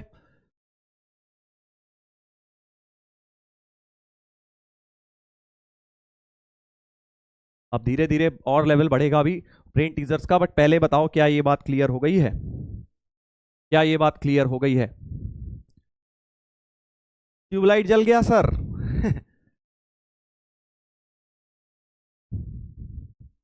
सर प्लीज थोड़ा सोचने दो। ठीक है, अगले में सोचियो, जेई का सवाल दे रहा हूं उसमें सोचियो। सर ये वाला कर दो। आ गए हमारे भाई जो थोड़ा सा अंडर कॉन्फिडेंट फील कर रहे हैं कि सर ये वाला कर दो बस। अरे कर लियो, चले एक फॉर्मूला लगा के दिखा देता हूं। एक बी के कोऑर्डिनेट्स निकाल रहा हूं, तो x minus x one upon upon 2a is equal to y minus y one upon 2b is equal to minus of point को लाइन में डालो तो 1 plus 2 plus 5 upon a square plus B square, फिर से 2 हो गया। सो x minus 1 upon 2 y plus 2 upon minus 2, 5 6 7 8 by 2 minus 4 हो गया। इन दोनों को सॉल्व करो तो x minus 1 equal to minus 8, x equal to minus 7 हो गया। इन दोनों को सॉल्व करो, y प्लस 2 इक्वल टू 8, तो y इक्वल टू 6 हो गया। तो माइनस 7 कॉमा 6 ये वाला पॉइंट आ गया। ऐसे ये निकाल लेना, 2 पॉइंट फॉर्म लगा देना, बस हो जाएगा, हो जाएगा बस यार। ठीक है, तो मैंने किसी थोड़े से तुम लोगों के लिए करा दिया है, एक जिनको थोड़ी दिक्कत आ रही थी उन लोगों के लिए बता दिया है। चलो अब ये पीवाईक्यू मैं तुम्हें ऑलरेडी करवा चुका हूं, ठीक है, ये करवा चुका हूं पहले। आंसर देख के खुश मत हो, क्योंकि ये ऑलरेडी पहले करवा चुका हूं। मैं सिर्फ दोबारा इसलिए करवा रहा हूं ये क्वेश्चन, ताकि तुम्हें ये बात समझा पाऊं कि कैसे तुम अब इसे ओरली कर सकते थे। ओरली कर सकते हो इस क्वेश्चन को कैसे, देखो पढ़ो सवाल। Triangle P Q R, coordinates of P and Q R this and this. Figure बस बनानी है तूने, इसके बाद ओरली करना है। ये P है, ये Q है, ये R है। ये क्वेश्चन पहले आ चुका है लेक्चर नंबर 5 या 6 में, जरा देख लेना। ठीक है, P के कोऑर्डिनेट्स दिए हैं -2 4, Q के दिए हैं 4 -2।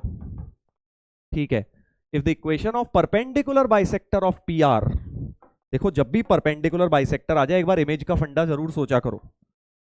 Perpendicular bisector of P R की इमेज दी हुई है, then the circumcentre of triangle PQR, PQR triangle की सर्कम सेंटर निकाल के बताना है बेटा। समझ गया? हाँ, तो देख अब क्या कह रहा हूं। अब बहुत प्यारी सी चीज अगर तुझे दिख रही है, ये -2 4 बन गया 4 -2, ऐसा कब होता है? समझा क्या कह रहा हूं? ये A comma B, B comma A बन गया, यानी इसका परपेंडिकुलर बाइसेक्टर मैं सीधे बता सकता हूं बेटा, इस वाली लाइन का परपेंडिकुलर बाइसेक्टर क्या होगा? y इक्वल टू x होगा सर। याद आया फंडा? A comma B, B comma A बन गया। ये देख -2 4 क्या दिया हुआ है? 4 -2, यानी जो बीच में मिरर होना चाहिए, यानी perpendicular bisector y equal to x होना चाहिए। याद आया कि नहीं? ये देखो,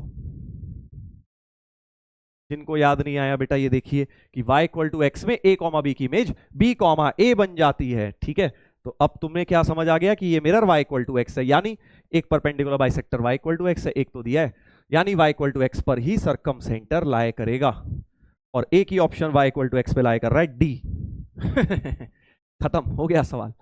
परपेंडिकुलर बाइसेक्टर पर ही तो सर्कम सेंटर लाए करता है, और वैसे तो एग्जैक्ट निकालना है तो दोनों परपेंडिकुलर बाइसेक्टर सॉल्व कर लो। एक निकाल दिया मैंने, एक दिया है 2x minus y plus 2, but क्योंकि इन्होंने y इक्वल टू एक्स में एक ही ऑप्शन सेटिस्फाई करके दिया है, इसलिए बेटा ये सीधे हमने डी आंसर इसका टिक कर दिया।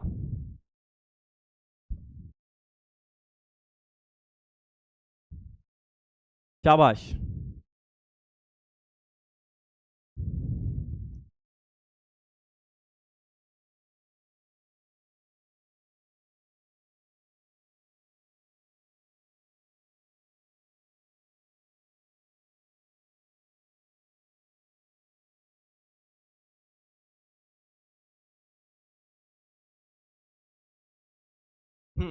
कुछ लोग कह रहे हैं सर थोड़ा हमें सोचने दो बेटा, दिया था 10 सेकंड दिए थे सोचने को, फिर बोरिंग हो जाएगी क्लास, अगर मैं रुक जाऊंगा तो लोग सोच नहीं पाएंगे। तो मैं खुद से सोचना है, होमवर्क में करना ना, डीपीपी के क्वेश्चन लगाना बेटर रहेगा, और क्लास में सोचना है थोड़ा जल्दी सोचो।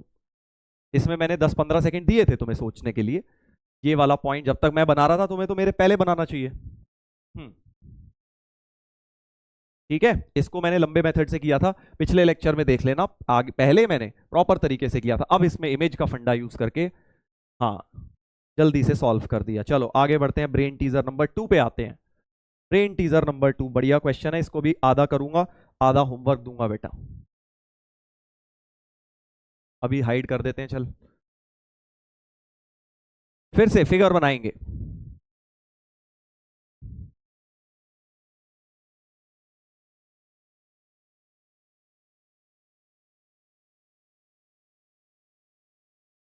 क्या है क्वेश्चन? एबीसी एक ट्राइंगल है, एबीसी एक ट्राइंगल है, this is the bisector of angle ABC.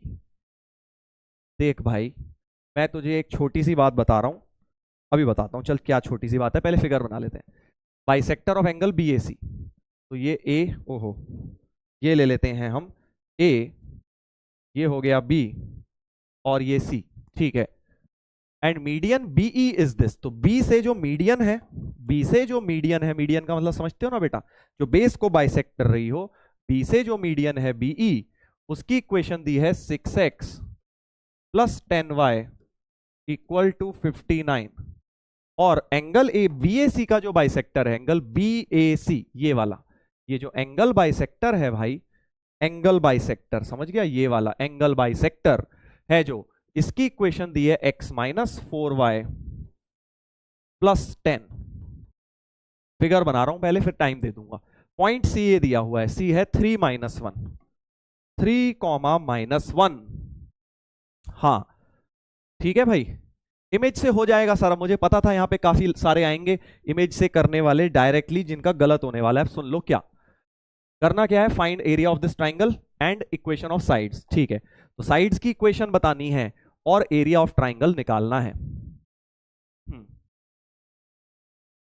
Sir homework वाले फेयर में लिखने हैं, होमवर्क कॉपी में, फेयर में बेटा क्लास नोट्स में लिखने हैं, जो क्लास के क्वेश्चंस हैं उन्हें क्लास में ही तूने लिख के खत्म करना है। अब बहुत सारे लोग क्या गलती करते हैं, तुम बताना इसमें गलती क्या है, ठीक है। वो कहते हैं कि सर ये रहा मिरर, सी की इमेज ये हो जाएगी, सर ए तो निकल गया सीधे। समझा क्या कहते हैं, क्या गलती करते हैं कि सर ये रहा मिरर, ये रहा पॉइंट, इस पॉइंट की इस मिरर में, ये वाला जो मिरर है इसमें इमेज निकाल दो, ये आ जाएगा। ये रॉन्ग है, रॉन्ग है बेटा। हाँ, image of point C in mirror BE is A, ये होता है रॉन्ग कॉन्सेप्ट, रॉन्ग। ठीक है भाई, बड़ा सा काट दे इसको ये, बट पहले ये गलती काफी लोग करते हैं, समझना है क्यों गलत क्यों है। हाँ वेरी गुड, परपेंडिकुलर नहीं है भाई, बस मीडियन ही तो है। तू मीडियन देख के कह रहा है कि वो इमेज पर वहां बना देगा, नहीं। इमेज के दो फंडे होते हैं बेटा, ये इमेज बराबर डिस्टेंस पे तो बनती है, ये डिस्टेंस तुमने बराबर देख लिया, बट परपेंडिकुलर भी तो होता है, मीडियन में नॉट बी परपेंडिकुलर। इसलिए तुम डायरेक्टली ये नहीं बोल सकते कि सी की इमेज ए बन जाएगी इस मिरर में, ये रॉन्ग कॉन्सेप्ट है। ठीक है, तो कब लगता है ये, अगर ये मीडियन की जगह परपेंडिकुलर बाइसेक्टर दिया होता, जैसे पिछले ब्रेन टीजर में था, इसमें था ना परपेंडिकुलर बाइसेक्टर था, तो ये 90 भी था और ये बराबर भी थे, तो सीधे इसकी इमेज ये बन गई थी। ध्यान रखना, तो बिल्कुल अपने दिमाग में बैठा ले कि इमेज का फंडा कहां लगाऊंगा। जब भी ट्राइंगल में अगर तू इमेज को लगाना चाहता है तो परपेंडिकुलर बाइसेक्टर होगा तभी लगाएगा, समझ गया। हाँ शाबाश, गुड, काफी लोगों ने चैट पे बता दिया सर ये मीडियन है, परपेंडिकुलर बाइसेक्टर थोड़ी ना है, बिल्कुल ठीक बात। तो मैंने क्या बताया, इमेज का फंडा लगाऊंगा तो परपेंडिकुलर बाइसेक्टर में लगाऊंगा, और अगर एंगल बाइसेक्टर दिया है वहां भी लगा सकता है बेटा। ठीक है, तो बहुत बहुत इंपॉर्टेंट बात बोली है मैंने, इमेज का फंडा, इमेज के applications in triangle, in triangle कब लगाने हैं, अगर परपेंडिकुलर बाइसेक्टर दिया है, या फिर एंगल बाइसेक्टर में भी लगा सकता हूं। कैसे लगा सकता हूं अभी बताता हूं। परपेंडिकुलर बाइसेक्टर में तो बता दिया पिछले सवाल में कि सीधे खट से इमेज निकल आती है, एंगल बाइसेक्टर में कैसे होगा, देख बड़ा मजा आने वाला है। कैसे एंगल बाइसेक्टर में लगेगा, सर दिल बना दो इसका, ले बेटा तेरा दिल बना दिया। हाँ अब सही है।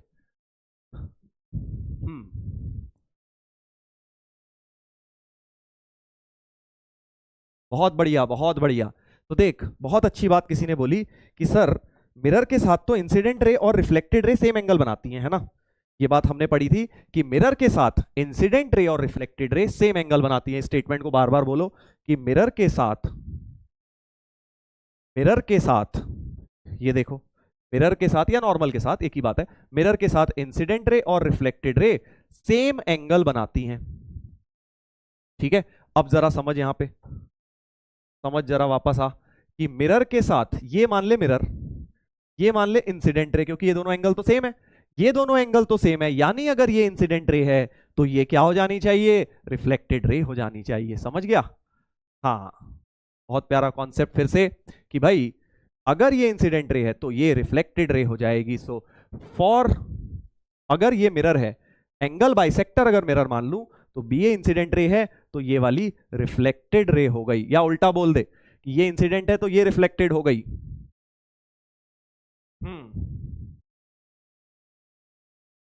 समझ गए कि नहीं समझे? हाँ,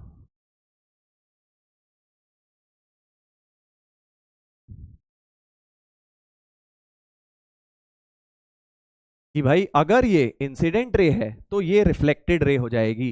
तो B A is, if B A is incident ray, then AC is reflected ray, AC is reflected ray with respect to the mirror, जो भी मिरर था angle bisector, x minus 4y plus 10 equal to 0। इसके लिए बेटा वो incident ray थी। हाँ, तो अब बता सर ऑल्टीट्यूड में क्यों नहीं हो, क्योंकि ऑल्टीट्यूड सेम एंगल नहीं बनाता ना भाई। एंगल, एंगल ऑफ इंसिडेंस और एंगल ऑफ रिफ्लेक्शन बराबर किसका होता है, एंगल बाइसेक्टर के साथ ही होता है ना, इसलिए एंगल बाइसेक्टर में लगा सकता हूं। हाँ, ठीक है, तो अब इसको कैसे लगाऊंगा, यूज कैसे करूंगा, देखो ये एक रिफ्लेक्टेड रे का पॉइंट है, ये एक रिफ्लेक्टेड, ध्यान से सुनना, ये एक रिफ्लेक्टेड रे का पॉइंट है। हाँ, तो तो सी की जो इमेज होगी इस मिरर में, इस मिरर में सी की जो इमेज होगी बेटा, वो सी डैश इंसिडेंट रे पर कहीं लाए करेगी। ये मत बोलना कि बी होगी, वो तो तब होती जब परपेंडिकुलर बाइसेक्टर होता, बट एंगल बाइसेक्टर के लिए जो भी इस पॉइंट की इमेज है, क्योंकि ये रिफ्लेक्टेड रे का पॉइंट है, आज पढ़ा था, इसकी किसी भी पॉइंट की इमेज इंसिडेंट रे पे लाए करेगी, यानी सी की इमेज जो सी डैश होगी वो इस इंसिडेंट रे पे कहीं ना कहीं लाए करेगी। बहुत प्यारा कॉन्सेप्ट। ठीक है, सी की इमेज डायरेक्टली बी मत बोल देना, क्योंकि डायरेक्टली बी कब होती, जब ये परपेंडिकुलर बाइसेक्टर होती है वाली लाइन, अभी ये एंगल बाइसेक्टर है, तो इसकी इमेज बट होगी कहीं भी इस लाइन पर ही होने वाली है। हाँ, समझ आया कि नहीं आया? सी की इमेज लाइज ऑन इंसिडेंट रे, हाँ ये बिल्कुल सही बात बोली किसी ने, image of C in mirror x minus 4y plus 10 lies on, lies on incident ray. क्या ये स्टेटमेंट समझ आया है आपको? क्या ये स्टेटमेंट बेटा क्लियर हुआ है कि जो सी की इमेज होगी, सी की इमेज होगी मिरर के अंदर, यानी कि एंगल बाइसेक्टर के अंदर, वो इंसिडेंट रे यानी ए बी पर लाए करेगी, ए बी पर लाए करेगी। इंसिडेंट रे का मतलब ए बी हो गया।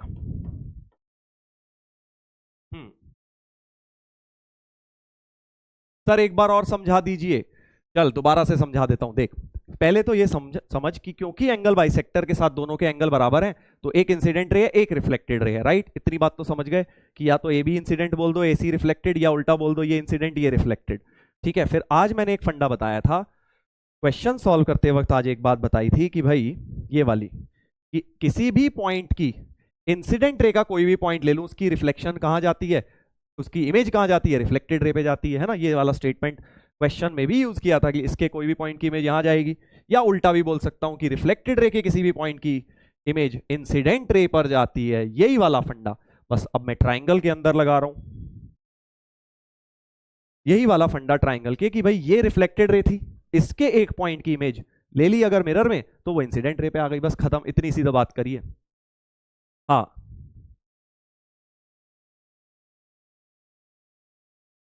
क्लियर हो गई है? आई होप अब बात क्लियर हो गई है। चलो अब क्वेश्चन सॉल्व करते हैं आगे। तो सी की इमेज, इस पॉइंट की इमेज इस मिरर में जरा निकाली जाए। Image of C, image of C in mirror mirror क्या था भाई हमारा? मिरर था x माइनस 4y प्लस 10। तो x इमेज ऑफ सी के कोऑर्डिनेट्स क्या थे? 3 माइनस 1 थे। जल्दी से निकालते हैं अब।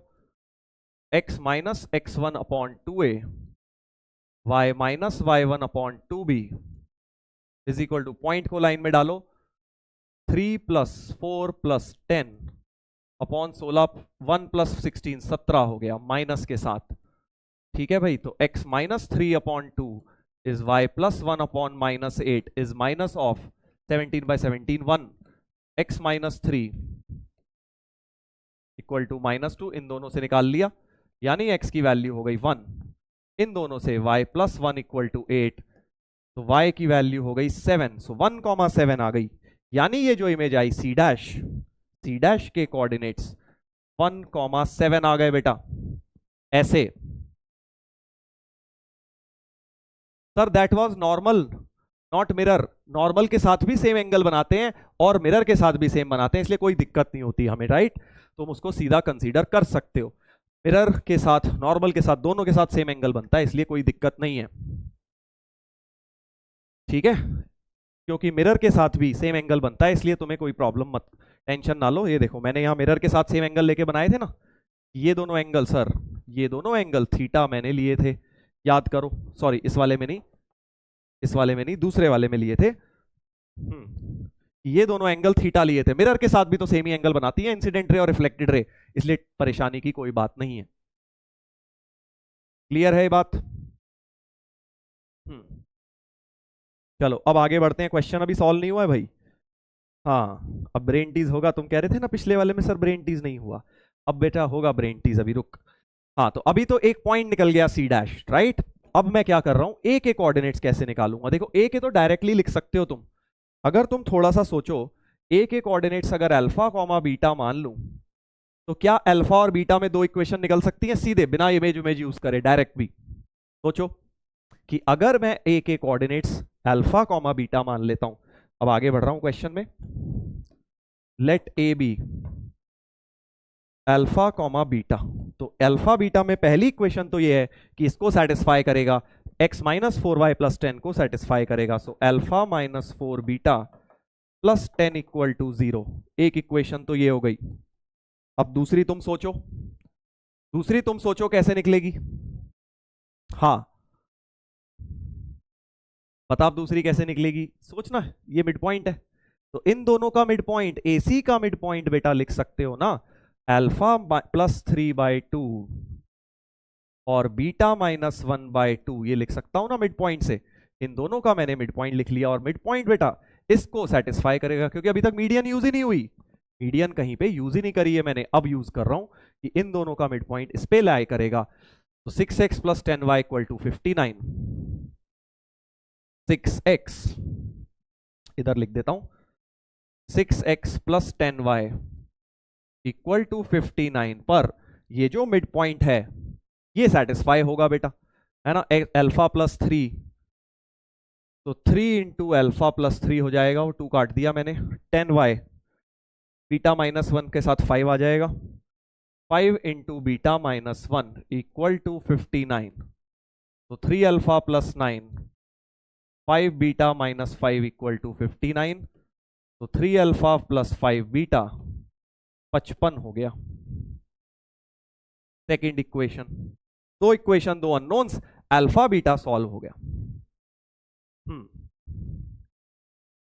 समझ गए? अल्फा बीटा सॉल्व कर देता हूं, चलो। अल्फा की वैल्यू 4 बीटा माइनस 10 उठा के यहां डाल देता हूं।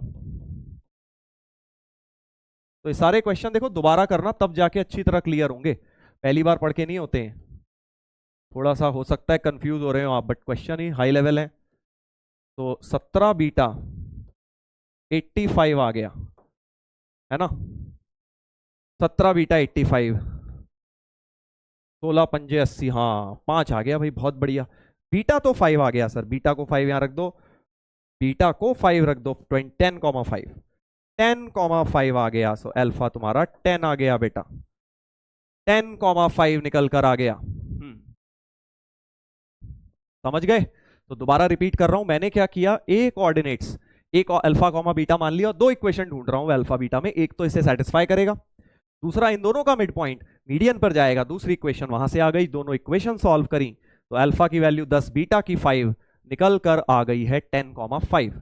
अब क्या करेंगे, अब क्वेश्चन सॉल्व हो गया। वैसे अब तुम अगर सोचो तो क्वेश्चन सॉल्व हो चुका है, प्रोसेस बन गया है। ये सोचो ये वाला 10,5 आ गया, चल नई फिगर बना देता हूं, नई फिगर बना देता हूं, ये वाला पॉइंट सर 10,5 आ गया, ठीक है। सी तो सर दिया ही हुआ था, सी तो दिया ही हुआ था, क्या दिया हुआ था, सी 3 - 1, इसकी इमेज सी डैश आ गई थी, सी डैश इमेज आ गई थी बेटा 1,7 इसके ऊपर, ठीक है भाई। और एक ये मीडियन दी हुई थी सर, और एक ये एंगल बाइसेक्टर भी दिया हुआ था। तो अब मेरा सवाल ये है, क्या तुम आगे कर लोगे क्वेश्चन, एरिया निकालना है ट्राइंगल का, ट्राइंगल का एरिया निकालना है, क्या आप कर लोगे? 2 पॉइंट फॉर्म से सर ये इक्वेशन आ जाएगी, बहुत बढ़िया, वेरी गुड। ए बी की इक्वेशन तो आ जाएगी, इक्वेशन ऑफ ए बी तो आ जाएगी 2 पॉइंट फॉर्म से, बिल्कुल आ जाएगी। और ए बी की इक्वेशन आ गई, ये वाली है ही मीडियन, ये वाली मीडियन तुम्हारे पास ऑलरेडी है बेटा, राइट। ये वाली मीडियन तुम्हारे पास थी 6x + 10y = 59। तो इसको मीडियन को और इस ए को सॉल्व करके बी के कोऑर्डिनेट्स आ जाएंगे, समझ गए। मेहनत का क्वेश्चन है, देख प्रॉपर, इसके अंदर लगभग 5-6 सवाल हैं जेई लेवल के एक ही क्वेश्चन के अंदर, राइट। तो 2 पॉइंट फॉर्म से आप ए बी बी की इसकी इक्वेशन लिखेंगे ए बी की, इसके साथ सॉल्व कर देंगे तो बी निकल आएगा, तो गेट बी, इसके बाद आप बी निकाल लेंगे इसके साथ, और जो लाइन आई उसको सॉल्व करके साइमल्टेनियसली बी पॉइंट मिल गया, बस बी मिल गया, फिर तो बेटा राजा बन गए हम, बन गए ना राजा, क्योंकि बी निकल गया, ए वैसे ही निकल गया, सी भी निकल गया, ट्राइंगल एबीसी के तीनों कोऑर्डिनेट्स ही निकल गए। अब तो जो मर्जी पूछ लें, समझ गया। एरिया पूछा है, अब आगे एरिया लगा देना, एरिया का फॉर्मूला लगा के एरिया निकाल देना। और क्या पूछा, इक्वेशन ऑफ साइड्स, साइड्स की इक्वेशंस भी आ जाएंगी। अब तो सारी की सारी हमारे पास वर्टाइसेस आ गए, तो साइड्स की इक्वेशन भी आ जाएंगी। हाँ चलो, तो समरी दे देता हूं एक बार इस सवाल की। देख, अगर तू उसमें ध्यान से देखे ना, सिर्फ 2 कॉन्सेप्ट लगे हैं, जो तुम सोच रहे हो ना बड़ा लंबा क्वेश्चन है, बहुत लेंथी है, वो सब कैलकुलेशन है। अगर तू सिर्फ दिमाग कहां लगा, 2 जगह। पहला दिमाग ये लगा, पहला दिमाग ये लगा क्योंकि ये एंगल बाइसेक्टर था, तो ये अगर इंसिडेंट रे है तो ये रिफ्लेक्टेड रे है, यानी इसकी इमेज, ये इंसिडेंट रे का पॉइंट है, इसकी जो भी इमेज होगी इस मिरर के अंदर, इस मिरर के अंदर जो भी इमेज होगी सी डैश, वो इस रिफ्लेक्टेड रे पर लाया करेगी। पहला कॉन्सेप्ट ये लगा, ठीक है। इसको कॉन्सेप्ट को लगाने में अपना एक पेज भर गया, आधा पेज भर गया, ये वाला तो पूरा इसी में भर गया, ये भी इतना, यहां तक यही फंडा लगा है, बस ये इमेज निकाली मैंने, ठीक है। कैलकुलेशन है, बाकी सब दिमाग उतना ही लगा। इसी की इमेज इसके अंदर सी डैश लाए करेगी यहां। दूसरा फंडा ये लगा कि ये पॉइंट मैंने अल्फा बीटा माना, इस पॉइंट को अल्फा बीटा माना, फिर अल्फा बीटा में 2 इक्वेशन निकालने की कोशिश करी, एक तो डायरेक्ट इसको सेटिस्फाई कर गया, और एक इन दोनों का मिड पॉइंट इस मीडियन को सेटिस्फाई करेगा। अल्फा बीटा में 2 equation, 2 unknown, alpha beta solve हो गया। तो एक्चुअली अब जब तुम घर पे दोबारा करोगे ना, उतना टफ नहीं लगेगा जितना अभी लग रहा है तुम्हें, हाँ उतना टफ नहीं लगेगा तुम्हें। आंसर अनहाइड कर देता हूं, सारे के सारे मैच कर लेना। एरिया तो 6 आता है इसका, हाँ, और ए बी और बी सी की इक्वेशंस भी लिखी हुई है, मैच जरूर कर लेना भाई। देखो घर पे दोबारा ढंग से करोगे स्टार्टिंग से, और फाइनल आंसर जब तक निकलेगा नहीं, जब तक शांति नहीं मिलनी चाहिए। ये नहीं कि सर ने इतना किया यहीं तक छोड़ दिया, वो तो मैंने तुम्हारे लिए किया है ताकि तुम दिमाग लगाओ।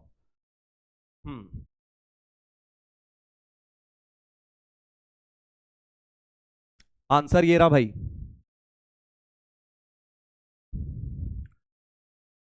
ठीक है, ऐसे करना है। तो ये सब क्या है, रिफ्लेक्शन की एप्लीकेशन है। चल एक और इसी तरह का एक हिंट देके छोड़ता हूं आखिरी, और इसको भी तुम खुद से करोगे, हाँ फिर आगे बढ़ेंगे। मजा आ गया सर, अच्छी बात है बेटा, मजा आ गया। तो देख ए बी सी फिर से वर्टाइसेस ऑफ अ ट्राइंगल दिए हैं, एक और ब्रेन टीजर। तुम बहुत दिनों से कह रहे थे ना सर ब्रेन टीजर नहीं हुए क्लास में, बेटा अभी तो बहुत ब्रेन टीजर होंगे तेरे, समझ ले तू। सिलेबस की एक बार टेंशन हमारे ऊपर से निकल जाए, फिर तो जब सिलेबस खत्म होने के बाद पूरा ब्रेन टीजर ही ब्रेन टीजर करने हैं। चलो एक और क्वेश्चन, ए के कोऑर्डिनेट्स इस बार दिए हैं 2 - 1, फिगर बनाए सब लोग। फिर तुम फॉर्मुलेट करोगे B and C are vertices, the equation of bisector of angle ABC. देख रहा है बेटा, मैं तुझे क्या लिखवाया था, एक स्टेटमेंट, अगर एंगल बाइसेक्टर या परपेंडिकुलर बाइसेक्टर हो तो बेटा वहां इमेज लग जाएगा, इमेज के कॉन्सेप्ट लगा के खट से सवाल सॉल्व कर सकता है। समझा? हाँ, image angle bisector of angle A B C and altitude from B. समझ गए? तो बी से जो है एंगल बाइसेक्टर भी दिया है ऐसा कुछ, और ऑल्टीट्यूड भी दिया है बी से। ये रहा ऑल्टीट्यूड, ये रहा एंगल बाइसेक्टर। एंगल बाइसेक्टर है 3x minus 2y plus 5 equal to 0 और 7x minus 10y plus 1 equal to 0। ठीक है, find the equation of BC. बस इतना ही डेटा है, इतना ही डेटा है, बस बीसी की इक्वेशन यानी इस लाइन की इक्वेशन बतानी है। तो देखो पहला काम क्या करेंगे सर, बी के कोऑर्डिनेट तो बड़ी आसानी से निकाल लूंगा, दोनों को सॉल्व कर दियो बेटा, बी निकल आएगा। समझ गया? हाँ, equation of bisector of angle B ABC and altitude from B. ठीक है, बाइसेक्टर ऑफ एंगल एबीसी ही था ना? हाँ सही है। तो बी के कोऑर्डिनेट्स तो निकल गए, जल्दी बताओ अब क्या कर लोगे, फॉर्मुलेट करो। हाँ, फॉर्मुलेट करके बताओ कैसे होगा, बस मेथड बताओ, कर तो कैलकुलेशन कर लेना। बी के कोऑर्डिनेट्स तो निकल गए दोनों लाइंस को सॉल्व करके, और क्योंकि सर अब इंसिडेंट रे और रिफ्लेक्टेड रे का फंडा यूज करूंगा। हाँ, A B and B C are, बहुत बढ़िया बहुत बढ़िया, क्योंकि ये दोनों ने बराबर एंगल बनाया इस मिरर के साथ, तो अगर ये इंसिडेंट है तो ये रिफ्लेक्टेड हो गई। हाँ, image of A in this mirror should lie on B C. बिल्कुल सही बात की भाई, इस मिरर में अगर मैंने इमेज ले ली, ये इमेज ले ली अगर, तो ये जो ए डैश होगा इसी लाइन पर जाएगा वो। इमेज का फंडा, very good very good. Image of A, image of A in mirror 3x minus 2y plus 5 equal to 0 must lie on B C. बस क्वेश्चन ही खत्म हो गया बेटा, क्योंकि एक पॉइंट ये आ गया, एक ये आ गया, 2 पॉइंट फॉर्म से बीसी की इक्वेशन निकल गई। हो जाएगा? अब इसको होमवर्क में कर लोगे भाई, ये आपका होमवर्क का क्वेश्चन है। दो ब्रेन टीजर बिल्कुल सिमिलर मैंने क्लास में कराया। अब देख, तू खुद सोच पाया नहीं, वो मुश्किल वाला कराया, तो देखिए कितनी आराम से सोच लिया तुम लोगों ने। हाँ, तो ये दो चीजें याद रखो, अगर परपेंडिकुलर बाइसेक्टर आएगा तो इमेज लगा दूंगा खट से, और अगर नहीं आएगा एंगल बाइसेक्टर आएगा तब भी। देख, बहुत लोग इसमें इमेज नहीं लगाते, वो क्या करते हैं, एंगल बिटवीन लाइन से इक्वेट करते हैं, वो थीटा थीटा बराबर करके एम निकालते हैं। मैंने तुम्हें खट से ऑब्जेक्टिव ट्रिक बता दी है कि भाई एंगल बाइसेक्टर में खट से इमेज का फॉर्मूला लर्न क्यों किया है वरना। ठीक है? ऐसे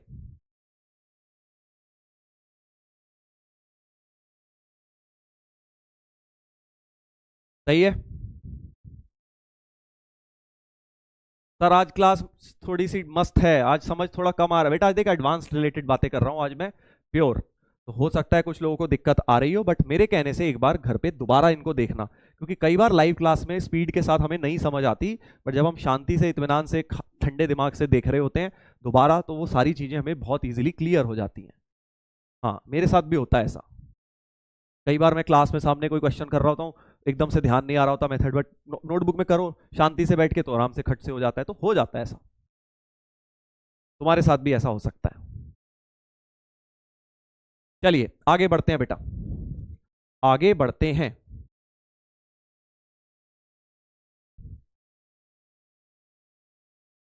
शिफ्टिंग ऑफ ओरिजिन पर आते हैं।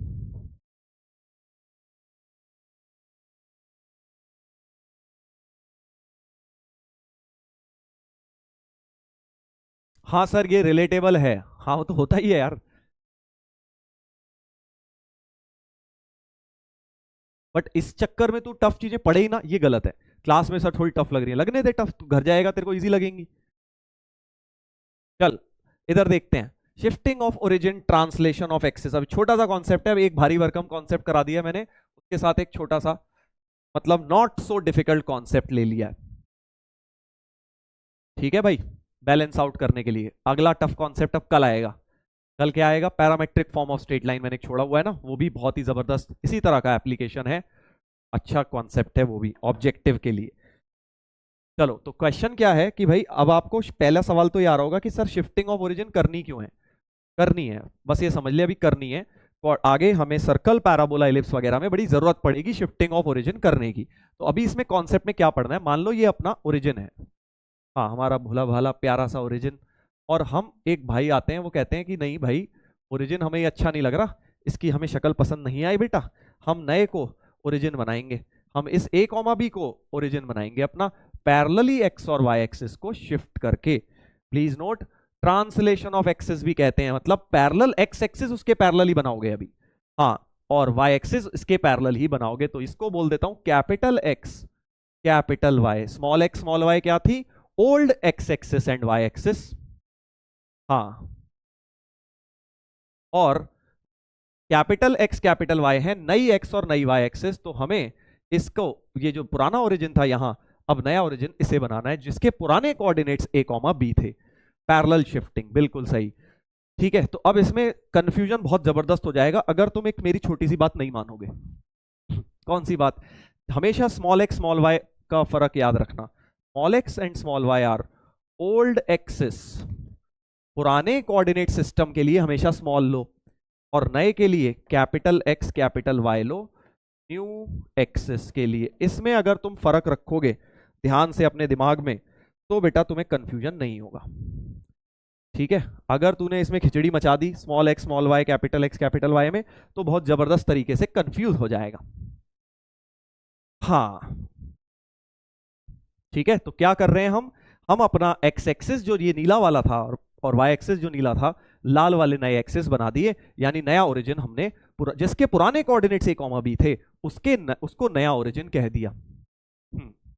ठीक है, अब जरा ध्यान से देख, मान लेते हैं ये कोई एक पॉइंट था जिसके पुराने कोऑर्डिनेट्स एक्स और वाई थे, small x and small y क्या थे, इसके पुराने कोऑर्डिनेट्स।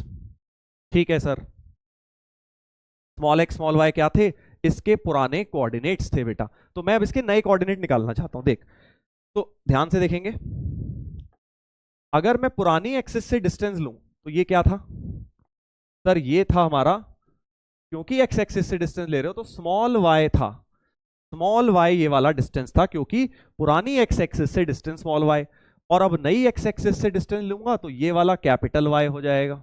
इतनी बात तो समझ गए, इतनी बात तो समझ गए, राइट, ऐसे। हाँ, अब मैं क्या कह रहा हूं, अब एक रिलेशन दिख रहा है, क्योंकि इसके कोऑर्डिनेट ए कॉमा बी हैं, यानी इसका जो पुराने कोऑर्डिनेट है ए कॉमा बी हैं, यानी इसका ये जो पुरानी एक्सिस से डिस्टेंस था ये बी था, वाई कोऑर्डिनेट एक्स एक्सिस से डिस्टेंस बी। तो we can say that capital Y plus B बराबर स्मॉल वाई होना चाहिए। तो कैपिटल वाई प्लस बी बराबर स्मॉल वाई, यानी कि कैपिटल वाई की value small Y minus B निकल कर आ गई। कैपिटल वाई मतलब नया वाई कोऑर्डिनेट इज पुराना वाई कोऑर्डिनेट माइनस बी। ठीक है, नया वाई कोऑर्डिनेट इज पुराना Y coordinate minus B. Similarly ऐसे ही बेटा एक्स एक्सिस से भी, एक्स कोऑर्डिनेट्स भी देखते हैं जरा, वाई एक्सिस से डिस्टेंसेस। ये देखो, ये वाला नीले कलर से कर देता हूं, ये था स्मॉल एक्स, ये है सर कैपिटल एक्स, है ना, और ये था तुम्हारा small A.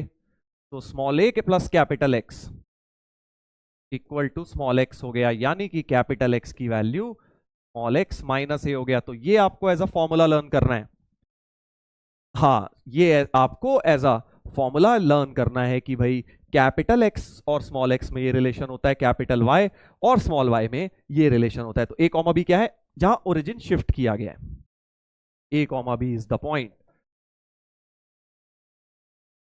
Where origin is shifted.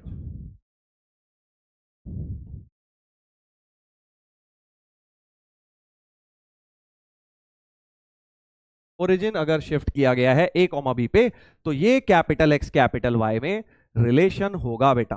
ठीक है, बस इतनी सा बात याद रखनी है। सो फॉर एग्जांपल मान लो मैं कहता हूं ओरिजिन 1,5 पे शिफ्ट किया है, तो सबसे पहले तुम रिलेशन लिख लेना, ये खत्म, ये तुम रिलेशन लिख के शुरू कर लोगे कि 1,5 पे ओरिजिन शिफ्ट किया है, यानी ए और बी की जगह 1 और 5 डाल दी, कैपिटल एक्स से small x minus a, capital Y small Y minus b, ये रिलेशन लेके स्टार्ट कर दोगे। हाँ,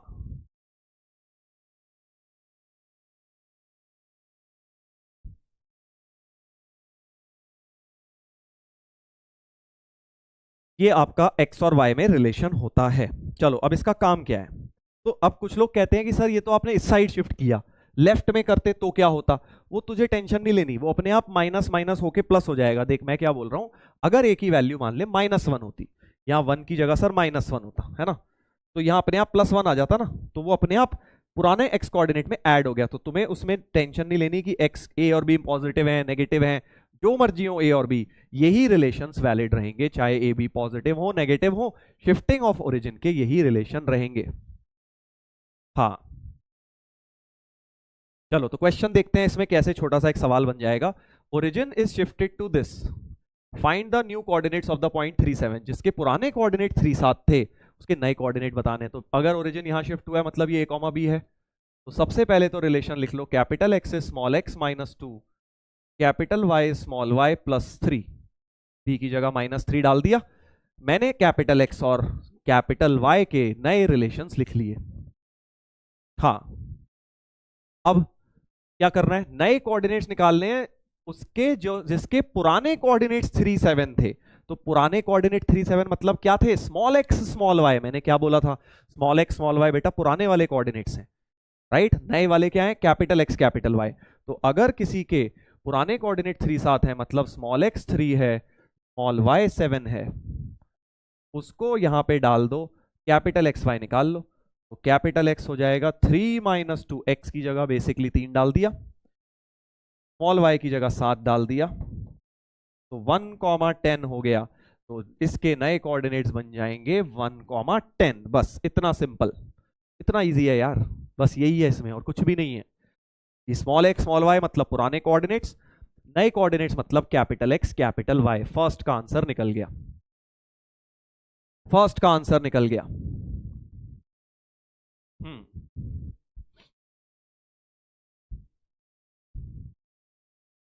अगला अगला सेकेंड पार्ट कह रहा है new equation of the line 3x = 4y + 10 की नई इक्वेशन बताओ। क्या करें, देख पुरानी इक्वेशन मतलब स्मॉल एक्स स्मॉल वाई में रिलेशन है ना, स्मॉल एक्स स्मॉल वाई में रिलेशन को हम पुरानी इक्वेशन कहते हैं। अब नई इक्वेशन क्या हो जाएगी, कैपिटल एक्स कैपिटल वाई में रिलेशन। नई इक्वेशन मतलब कि तुम्हें स्मॉल एक्स स्मॉल वाई हटा के बस क्या लाना है, एक रिलेशन लाना है कैपिटल एक्स और कैपिटल वाई में। ठीक है, तो मैं क्या करूंगा, देख स्मॉल एक्स की वैल्यू यहां से निकालता हूं, कैपिटल एक्स +2, स्मॉल एक्स की वैल्यू हो जाएगी कैपिटल एक्स +2, स्मॉल वाई हो जाएगी कैपिटल वाई -3। इन दोनों को उठा के इस लाइन में डाल दो। सो 3 × x + 2 = 4 × y -3 + 10। तो 3x + 6 = 4y -12 + 10। तो 3x + 6 = 4y -2। तो 3x + 8 = 4y। ये अपनी नई इक्वेशन आ गई। हाँ ये अपनी नई इक्वेशन आ गई, 3x + 8 = 4y। 8 को उधर ले जाओ, एक ही बात है, एक ही बात है। ठीक है भाई, तो ये नई लाइन की इक्वेशन हो गई। अगर ओरिजिन तुमने इस पे शिफ्ट कर दिया तो जो लाइन ऐसी दिखती थी वो अब ऐसी चेंज हो जाएगी, ऐसा कुछ। तो अब देखो आंसर की में जरूरी नहीं है वो कैपिटल एक्स वाई रखें, आंसर की में वो स्मॉल ही रख दे, कोई फर्क नहीं पड़ता। ये तो हमने अपना क्वेश्चन सॉल्व करने के लिए कैपिटल एक्स कैपिटल वाई रखने, फाइनल आंसर हो सकता है वो तुम्हें ऐसे ही दे दें, 3x + 8 = 4y। नई इक्वेशन हो गई, क्योंकि वो तो एक नोटेशन है। ठीक है, तो ये मत सोचना रे आंसर में भी आंसर की में भी कैपिटल एक्स वाई आएंगे, स्मॉल एक्स वाई आने दे, जैसे मर्जी लेने दे उसे, क्योंकि ये तो एक सिंबल है। बट हम क्वेश्चन सॉल्व करते वक्त स्मॉल और कैपिटल का के बीच फर्क रखेंगे ताकि कंफ्यूजन ना क्रिएट हो। हाँ ठीक है, अब देख इसमें एक और चीज इंपॉर्टेंट है, नोटिस करो लाइन की स्लोप सेम रही।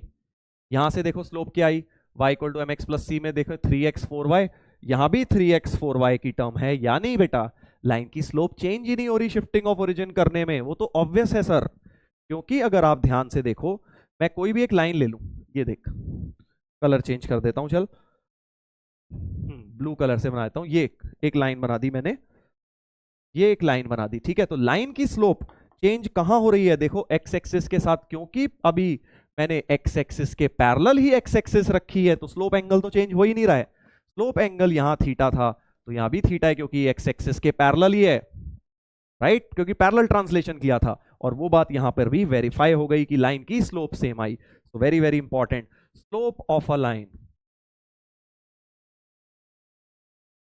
remains unchanged if we shift axis parallelly। Parallel shifting में slope of the line change नहीं होती। अभी देखो पैरेलल कर रहा हूं, थोड़ी देर बाद रोटेट भी करूंगा एक्सिस, ठीक है। तो पैरेलल शिफ्टिंग में लाइन की स्लोप चेंज नहीं होती। हाँ, रोटेशन ऑफ एक्सिस में देखेंगे वो ऑब्वियसली थोड़ी, जब हम एंगल से रोटेट भी कर देंगे। अभी के लिए हम पैरेलल शिफ्टिंग में हम ये बात कर रहे हैं कि लाइन की स्लोप बेटा चेंज नहीं होती। याद रखना इस बात को, बहुत काम आएगा ये। In fact length of the line, कोई लाइन सेगमेंट के बीच में लेंथ, मान ले 2 पॉइंट्स थे, तो भाई उनके बीच में डिस्टेंस भी चेंज थोड़ी होगा, क्योंकि अगर मान ले ये था और ये, भाई पुराना डिस्टेंस, चाहे नए कोऑर्डिनेट जो मर्जी लिखो उनके, तुम पुराने कोऑर्डिनेट नए coordinate, ultimately distance between 2 points same ही रहेगा, क्योंकि डिस्टेंस ओरिजिन पे थोड़ी डिपेंड करता है भाई। इन दोनों, इस लाइन की लेंथ किस पे डिपेंड करेगी भाई? इसके स्केल से मेजर हो जाएगी, चाहे ओरिजिन यहां हो, क्या फर्क पड़ता है, राइट। तो जैसे स्लोप चेंज नहीं होती, वैसी लाइन की लेंथ या एरिया ऑफ अ फिगर, ये सब भी चेंज नहीं होते if you shift the origin. हाँ, शिफ्टिंग ऑफ ओरिजिन से आपका एरिया, लेंथ, ये सब भी आपके do not change. Shifting of origin करके ये भी चेंज नहीं होते हैं बेटा, क्योंकि ये तो ऑब्वियस है यार, कॉमन सेंस है।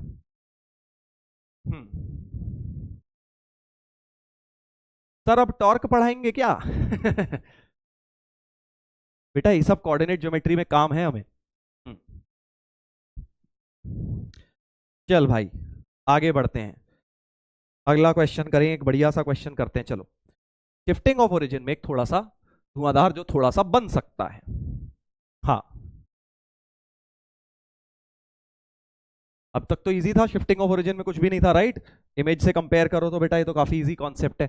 At what point the origin must be shifted to such that the equation this has no 1 degree terms, कि इस इक्वेशन में 1 डिग्री की टर्म ही ना आए। देख अब ध्यान से सुनना, 1 डिग्री टर्म क्या होती है? अब वैसे ये सर्कल है, आगे पढ़ेंगे, ये 2 डिग्री टर्म है, ये दोनों 2 डिग्री टर्म्स है बेटा। दोनों कैसे? क्योंकि एक्स स्क्वायर वाई स्क्वायर आ रहा है ना, 2 डिग्री हो गई। ये दोनों 1 डिग्री टर्म है, क्योंकि लीनियर एक्स लीनियर वाई, और ये 0 डिग्री टर्म है, 0 डिग्री टर्म, क्योंकि इसमें एक्स और वाई की टर्म ही नहीं है, राइट। तो मैं क्या चाहता हूं कि हम ओरिजिन को कुछ ऐसा शिफ्ट करें कि ये जो इक्वेशन चेंज हो जाए, नई इक्वेशन आ जाए, उसमें लीनियर टर्म यानी 1 डिग्री की टर्म्स ही ना आए, 1 डिग्री की टर्म्स ही ना आए, ठीक है। तो कैसे करेंगे? इधर देख जरा ध्यान से, पहले तो देसी तरीका बिना दिमाग लगाए वाला, जिसमें हम कह देते हैं let origin is shifted to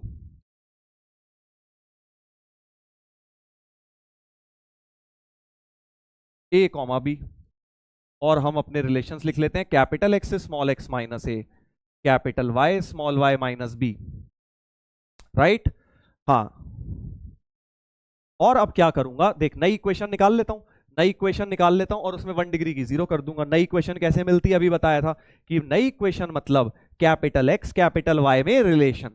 ये बस याद रख लो कि पुरानी इक्वेशन मतलब स्मॉल एक्स स्मॉल वाई में रिलेशन, नई इक्वेशन मतलब कैपिटल एक्स कैपिटल वाई में रिलेशन, ठीक है। तो मैं क्या कह रहा हूं, यहां से स्मॉल एक्स हो गया कैपिटल एक्स प्लस ए, यहां से स्मॉल वाई हो गया कैपिटल वाई प्लस बी, इन दोनों को उठा के पूरी ओरिजिनल इक्वेशन में डाल देते हैं,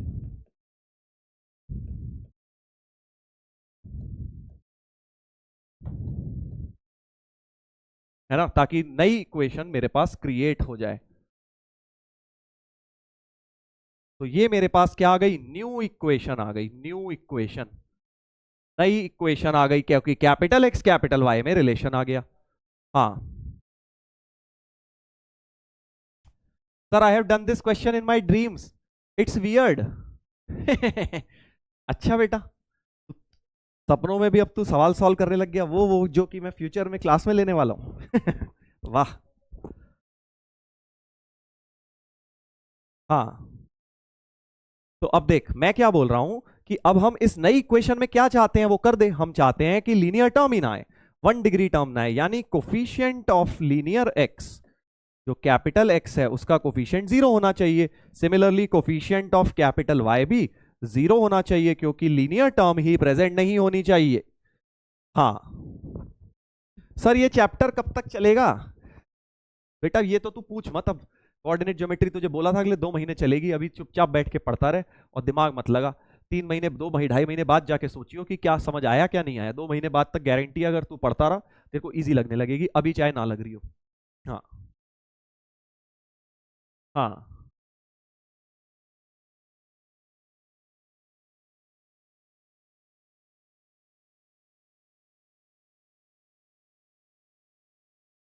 चलिए तो अब देखते हैं लीनियर कोफिशिएंट ऑफ एक्स क्या क्या आएगा। देखो इसको जब खोलूंगा तो कोफिशिएंट ऑफ एक्स एक तो 2ax आएगा, यानी 2a आएगा, है ना, 2ab की टर्म आएगी जो मैं खोल नहीं रखा हूं, और यहाँ -6 आ रहा है।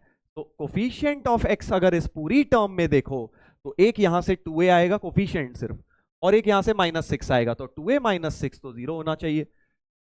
क्यों 0 होना चाहिए? क्योंकि लीनियर टर्म है ही नहीं, 1 डिग्री टर्म आनी नहीं चाहिए, मतलब एक्स की टर्म आनी ही नहीं चाहिए। सिमिलरली कोफिशिएंट ऑफ वाई, अब तुम बताओ, 2b यहां से आएगा सर, 2b यहां से आएगा और +8 यहां से आएगा, y का कोफिशिएंट ये भी 0 होना चाहिए। तो यहां से a आ गया 3, यहां से b आ गया -4, 3, -4 इज दैट पर्टिकुलर पॉइंट जहां ओरिजिन अगर मैं शिफ्ट कर दूं तो नई इक्वेशन में कोई भी 1 डिग्री टर्म नहीं दिखेगी, सिर्फ आपको बची हुई टर्म दिखेंगी 1 डिग्री, यानी लीनियर टर्म नहीं दिखेंगी, ये इसका मतलब है। हाँ तो बेसिकली इस क्वेश्चन में हमने क्या किया, उल्टा कर दिया। अभी तक कहां ओरिजिन शिफ्ट किया है दिया होता था, इसमें निकालना पड़ा कि कहां ओरिजिन शिफ्ट करें सच दैट उसमें 1 डिग्री की टर्म ही ना हो। तो कंडीशन दे दी और पॉइंट जहां ओरिजिन शिफ्ट किया वो निकलवा लिया। 3, -4 इज दैट पॉइंट।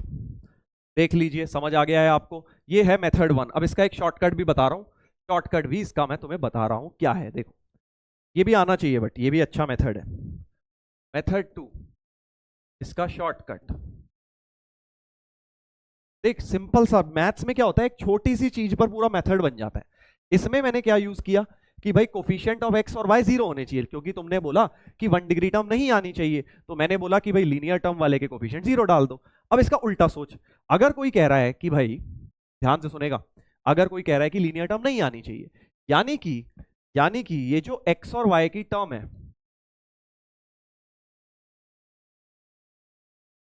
इसके अंदर हमें ऐसा कुछ करना है कि ये टर्म नहीं आनी चाहिए। तो बेसिकली मैं क्या बोल रहा हूं कि आपकी जो एक्स और वाई की टर्म आनी चाहिए वो 2 डिग्री में ही आनी चाहिए, समझ रहा है? देख, क्योंकि कांस्टेंट में तो कुछ एक्स और वाई होता ही नहीं है, तुम कह रहे हो 1 डिग्री आनी ही नहीं चाहिए, मतलब जो भी एक्स की टर्म आनी चाहिए वो होल स्क्वायर के अंदर आनी चाहिए। समझा मैं क्या बोल रहा हूं? मतलब ये कह रहा हूं कि अगर x² - 6x का होल स्क्वायर बनाऊं, कंप्लीटिंग द स्क्वायर, क्योंकि मुझे पता है कि भाई लीनियर टर्म आनी नहीं है, तो जो भी x होगा वो होल स्क्वायर के अंदर ही होगा, क्योंकि कांस्टेंट में तो वैसे ही xy नहीं होता।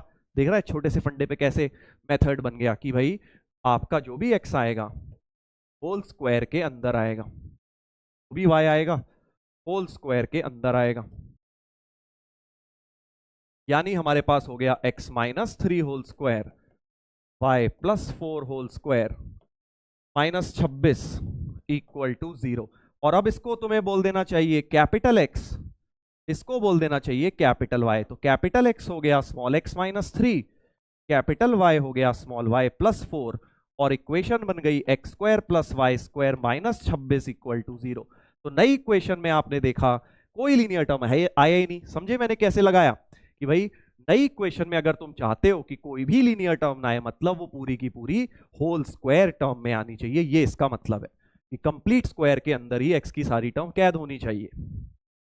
समझ गया? तो बस अब देख आ गया आंसर। इसको कंपेयर कर अपने रिलेशन से, तो a की वैल्यू 3, b की वैल्यू -4 आ गई, 3, -4। तो इसमें कैसे यूज हुआ? उसमें था कि भाई 1 डिग्री टर्म नहीं है तो कोफिशिएंट सीधे सीधे 0, इसमें उल्टा कर दिया कि भाई 1 डिग्री नहीं है तो सारे 2 डिग्री में होने चाहिए, तो कंप्लीट स्क्वायर के अंदर होने चाहिए। सर्कल की इक्वेशन बन गई, सही बोल रहे हो। देखो लास्ट में दिख गई ना सर्कल है, तो ये भी सर्कल है, सब देखेंगे हम आगे। चलो ऐसे ही बिल्कुल एक करते हैं अब ये वाली चीज। एक सवाल अब तुम इसी मेथड से करोगे, इसी क्वेश्चन को अब इस मेथड से ट्राई करनी है करने का। अब बोल रहे हैं shift the origin to a suitable point such that this equation will not contain term in y, मतलब y का लीनियर टर्म नहीं है एंड कांस्टेंट भी नहीं है, इस बार कह रहे हैं कांस्टेंट भी नहीं है। कर जरा ध्यान से, कर जरा बेटा ध्यान से, कि वो कह रहे हैं y का लीनियर नहीं है, मतलब y जितना भी है होल स्क्वायर में होना चाहिए, ऐसे ये ट्रिक मेथड, y जितना भी है होल स्क्वायर में होना चाहिए। ठीक है sir, y plus 2 whole square plus 8x minus 6, और ये कह रहा है कि कांस्टेंट टर्म भी नहीं होना चाहिए। कांस्टेंट टर्म भी नहीं होना चाहिए मतलब कैसे? कांस्टेंट नहीं होना चाहिए मतलब इन दोनों में से 8 कॉमन ले ले, क्योंकि x और y का कोफिशिएंट तो 1 रखना होता है, 8 टाइम्स x माइनस 6/8। ठीक है, तो इसको बोल दो अब कैपिटल Y, इसको बोल दो कैपिटल X। तो कैपिटल Y हो गया small y plus 2, capital X हो गया स्मॉल x माइनस 6/8, और इक्वेशन बन जाएगी y square plus 8 capital X equal to 0। तो देखो ना तो इसमें लीनियर y है ना ही कांस्टेंट टर्म है, देखो 0 डिग्री टर्म है ही नहीं, क्योंकि मैंने सारा का सारा 6 जो है बेटा अंदर कर लिया है x के साथ। अब यहां से देख शिफ्टिंग ऑफ ओरिजिन का क्या रिलेशन बन गया, a और b की वैल्यू कंपेयर कर ले, 6/8, a हो गया 6/8 x माइनस a, b हो गया माइनस 2, 6/8 होता है 3/4, 3/4 माइनस 2, ए ऑप्शन हो गया आंसर। सर आज की क्लास मुझे हैवी लग रही है, हैवी तो है भाई, देख आज का कंटेंट हैवी था, तो बट मेरे कहने पे दोबारा जरूर देखना, जिन्हें भी आज टफ लगा तुम्हें डेफिनेटली उतना टफ नहीं लगेगा, हाफ 50% टफनेस कम हो जाएगी तुम्हारी दोबारा देख के, देख जरूर लेना। ठीक है, अब बाकी रोटेशन ऑफ एक्सिस रह गया, उसके क्वेश्चंस हम कल कर लेंगे। ठीक है, रोटेशन ऑफ एक्सिस कल तुम्हें सिखा दूंगा कैसे होता है। डीपीपी में आई थिंक 2-3 है जिसमें रोटेट करी हुई है एक्सिस, वो वाले क्वेश्चन अभी छोड़ देना, तुम्हें दिख जाएंगे यार क्वेश्चन, जैसे ही देखो वहां लिखा हो axis is rotated by some angle, वो अभी छोड़ देना। आज की डीपीपी में सारे क्वेश्चन तुम्हारे बाकी तुमसे हो जाएंगे, सिर्फ रोटेशन वाले सवाल छोड़ देना। ठीक है, हाँ चलिए तो देखते हैं अब आपके डाउट्स। कुछ लोग कह रहे हैं सर डाउट ले लीजिए। सर यहाँ पे y प्लस 2 कहां से आ गया बेटा? कंप्लीटिंग द स्क्वायर नहीं आता तुझे? y square plus 4y linear term का आधा का होल स्क्वायर बनाते हैं, y प्लस 2 होल स्क्वायर खोलेगा तो y square plus 4y plus 4 आ जाएगा, तो माइनस 4 कर दिया। कंप्लीटिंग द स्क्वायर का फंडा बेटा, बेसिक मैथ से पढ़ रहे हैं, हाँ रिलेशन फंक्शन से पढ़ रहे हैं। तो आज का लेक्चर डेफिनेटली थोड़ा टफ था, बट कोशिश करनी है इसको दोबारा से देखने का। सर आज का लेक्चर हैवी भी है मजेदार भी, यही तो मजा है बेटा जेई की तैयारी का। चल बढ़िया है, अच्छी बात है। तुम यार जरूर ये बोलते रहा करो कि हाँ सर हम करेंगे, टफ लग रहा है बट हम करेंगे, वरना फिर यार मेरे अंदर से मोटिवेशन नहीं आता बढ़िया बढ़िया तुम्हें ब्रेन टीजर कराने का। अब देखो 3 ब्रेन टीजर आज दे दिए, लोगों की हवा निकल गई कि अरे सर हैवी था, सर हैवी था, है ऐसे कर रहा है जैसे 500 किलो का आदमी बैठ गया तेरे ऊपर, इतना हैवी था। 3 ब्रेन टीजर ही तो कराए हैं, उसी में तेरी जान निकल गई। अभी रिवीजन में बेटा 20-20 ब्रेन टीजर होंगे एक क्लास में तेरे, सोच लियो क्या होगा तब। हाँ मोटिवेटेड रहा करो, जोश में रहा करो। चलो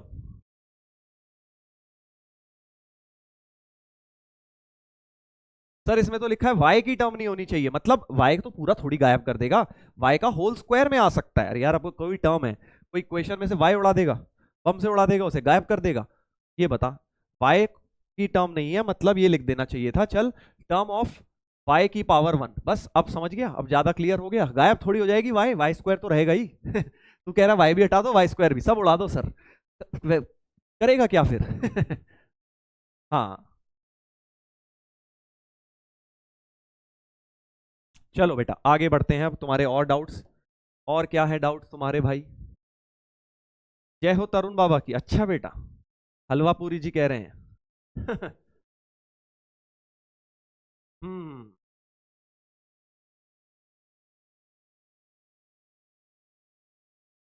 सर अर्जुना 2 में 3 में दोनों में 3 क्लासेस पर डे हो गई हैं, हमारा भी हो जाए तो सिलेबस जल्दी खत्म हो जाएगा। जस्ट अ सजेशन बेटा, देख तुम्हारा सिलेबस सही चल रहा है, तुम्हारा बैच पहले शुरू हो गया था ना, इसलिए तो तुम ज्यादा लंबी क्लासेस करने के चक्कर में मत रहो, तुम्हारा ठीक चल रहा है बिल्कुल अभी। चलो तो मिलते हैं बच्चों कल के लेक्चर में। और इतने लेक्चर जो आज मैंने कराया है इसको ध्यान से दोबारा जरूर करना। आज सभी बच्चे चाहे जिन्हें समझ भी आ गया हो, क्लास के क्वेश्चंस आज वाले दोबारा करने, होमवर्क भी दिए हुए हैं, आंसर निकालने हैं सबके, छोड़ना नहीं है किसी भी क्वेश्चन को जब तक पूरा आंसर नहीं आता। नहीं आ रहा है तो डाउट सेक्शन में पूछो कि यार मेरा इस वाले का नहीं आया, तो वो कोई ना कोई तुम्हारी हेल्प करके बताएगा, अपना सोल्यूशन भेजेगा। ठीक है, सबके आंसर सही है, किसी का आंसर गलत नहीं है। तुझे ऐसा लग रहा हो कि सर किसी का आंसर की में गलत होगा शायद, मैं तो सही निकाल रहा हूँ, तो बेटा ऐसा नहीं है, सारे आंसर सही है, मैंने लास्ट बहुत सालों से दे रहा हूँ, सही आते हैं आंसर। ठीक है, चलो अब जाने का समय आ गया है बच्चों, और इसी तरह से मेहनत करते रहो, लगे रहो। थोड़ा सा टफ लगेगा अभी एडवांस के लेक्चर्स, बट उसमें आपको एफर्ट बेटा पूरा करता रहना है। ठीक है, चलिए तो कल मिलते हैं, आगे बढ़ेंगे और कल बढ़िया बढ़िया स्ट्रेट लाइंस के कॉन्सेप्ट्स करेंगे। चलिए तो bye everyone, take care, good bye.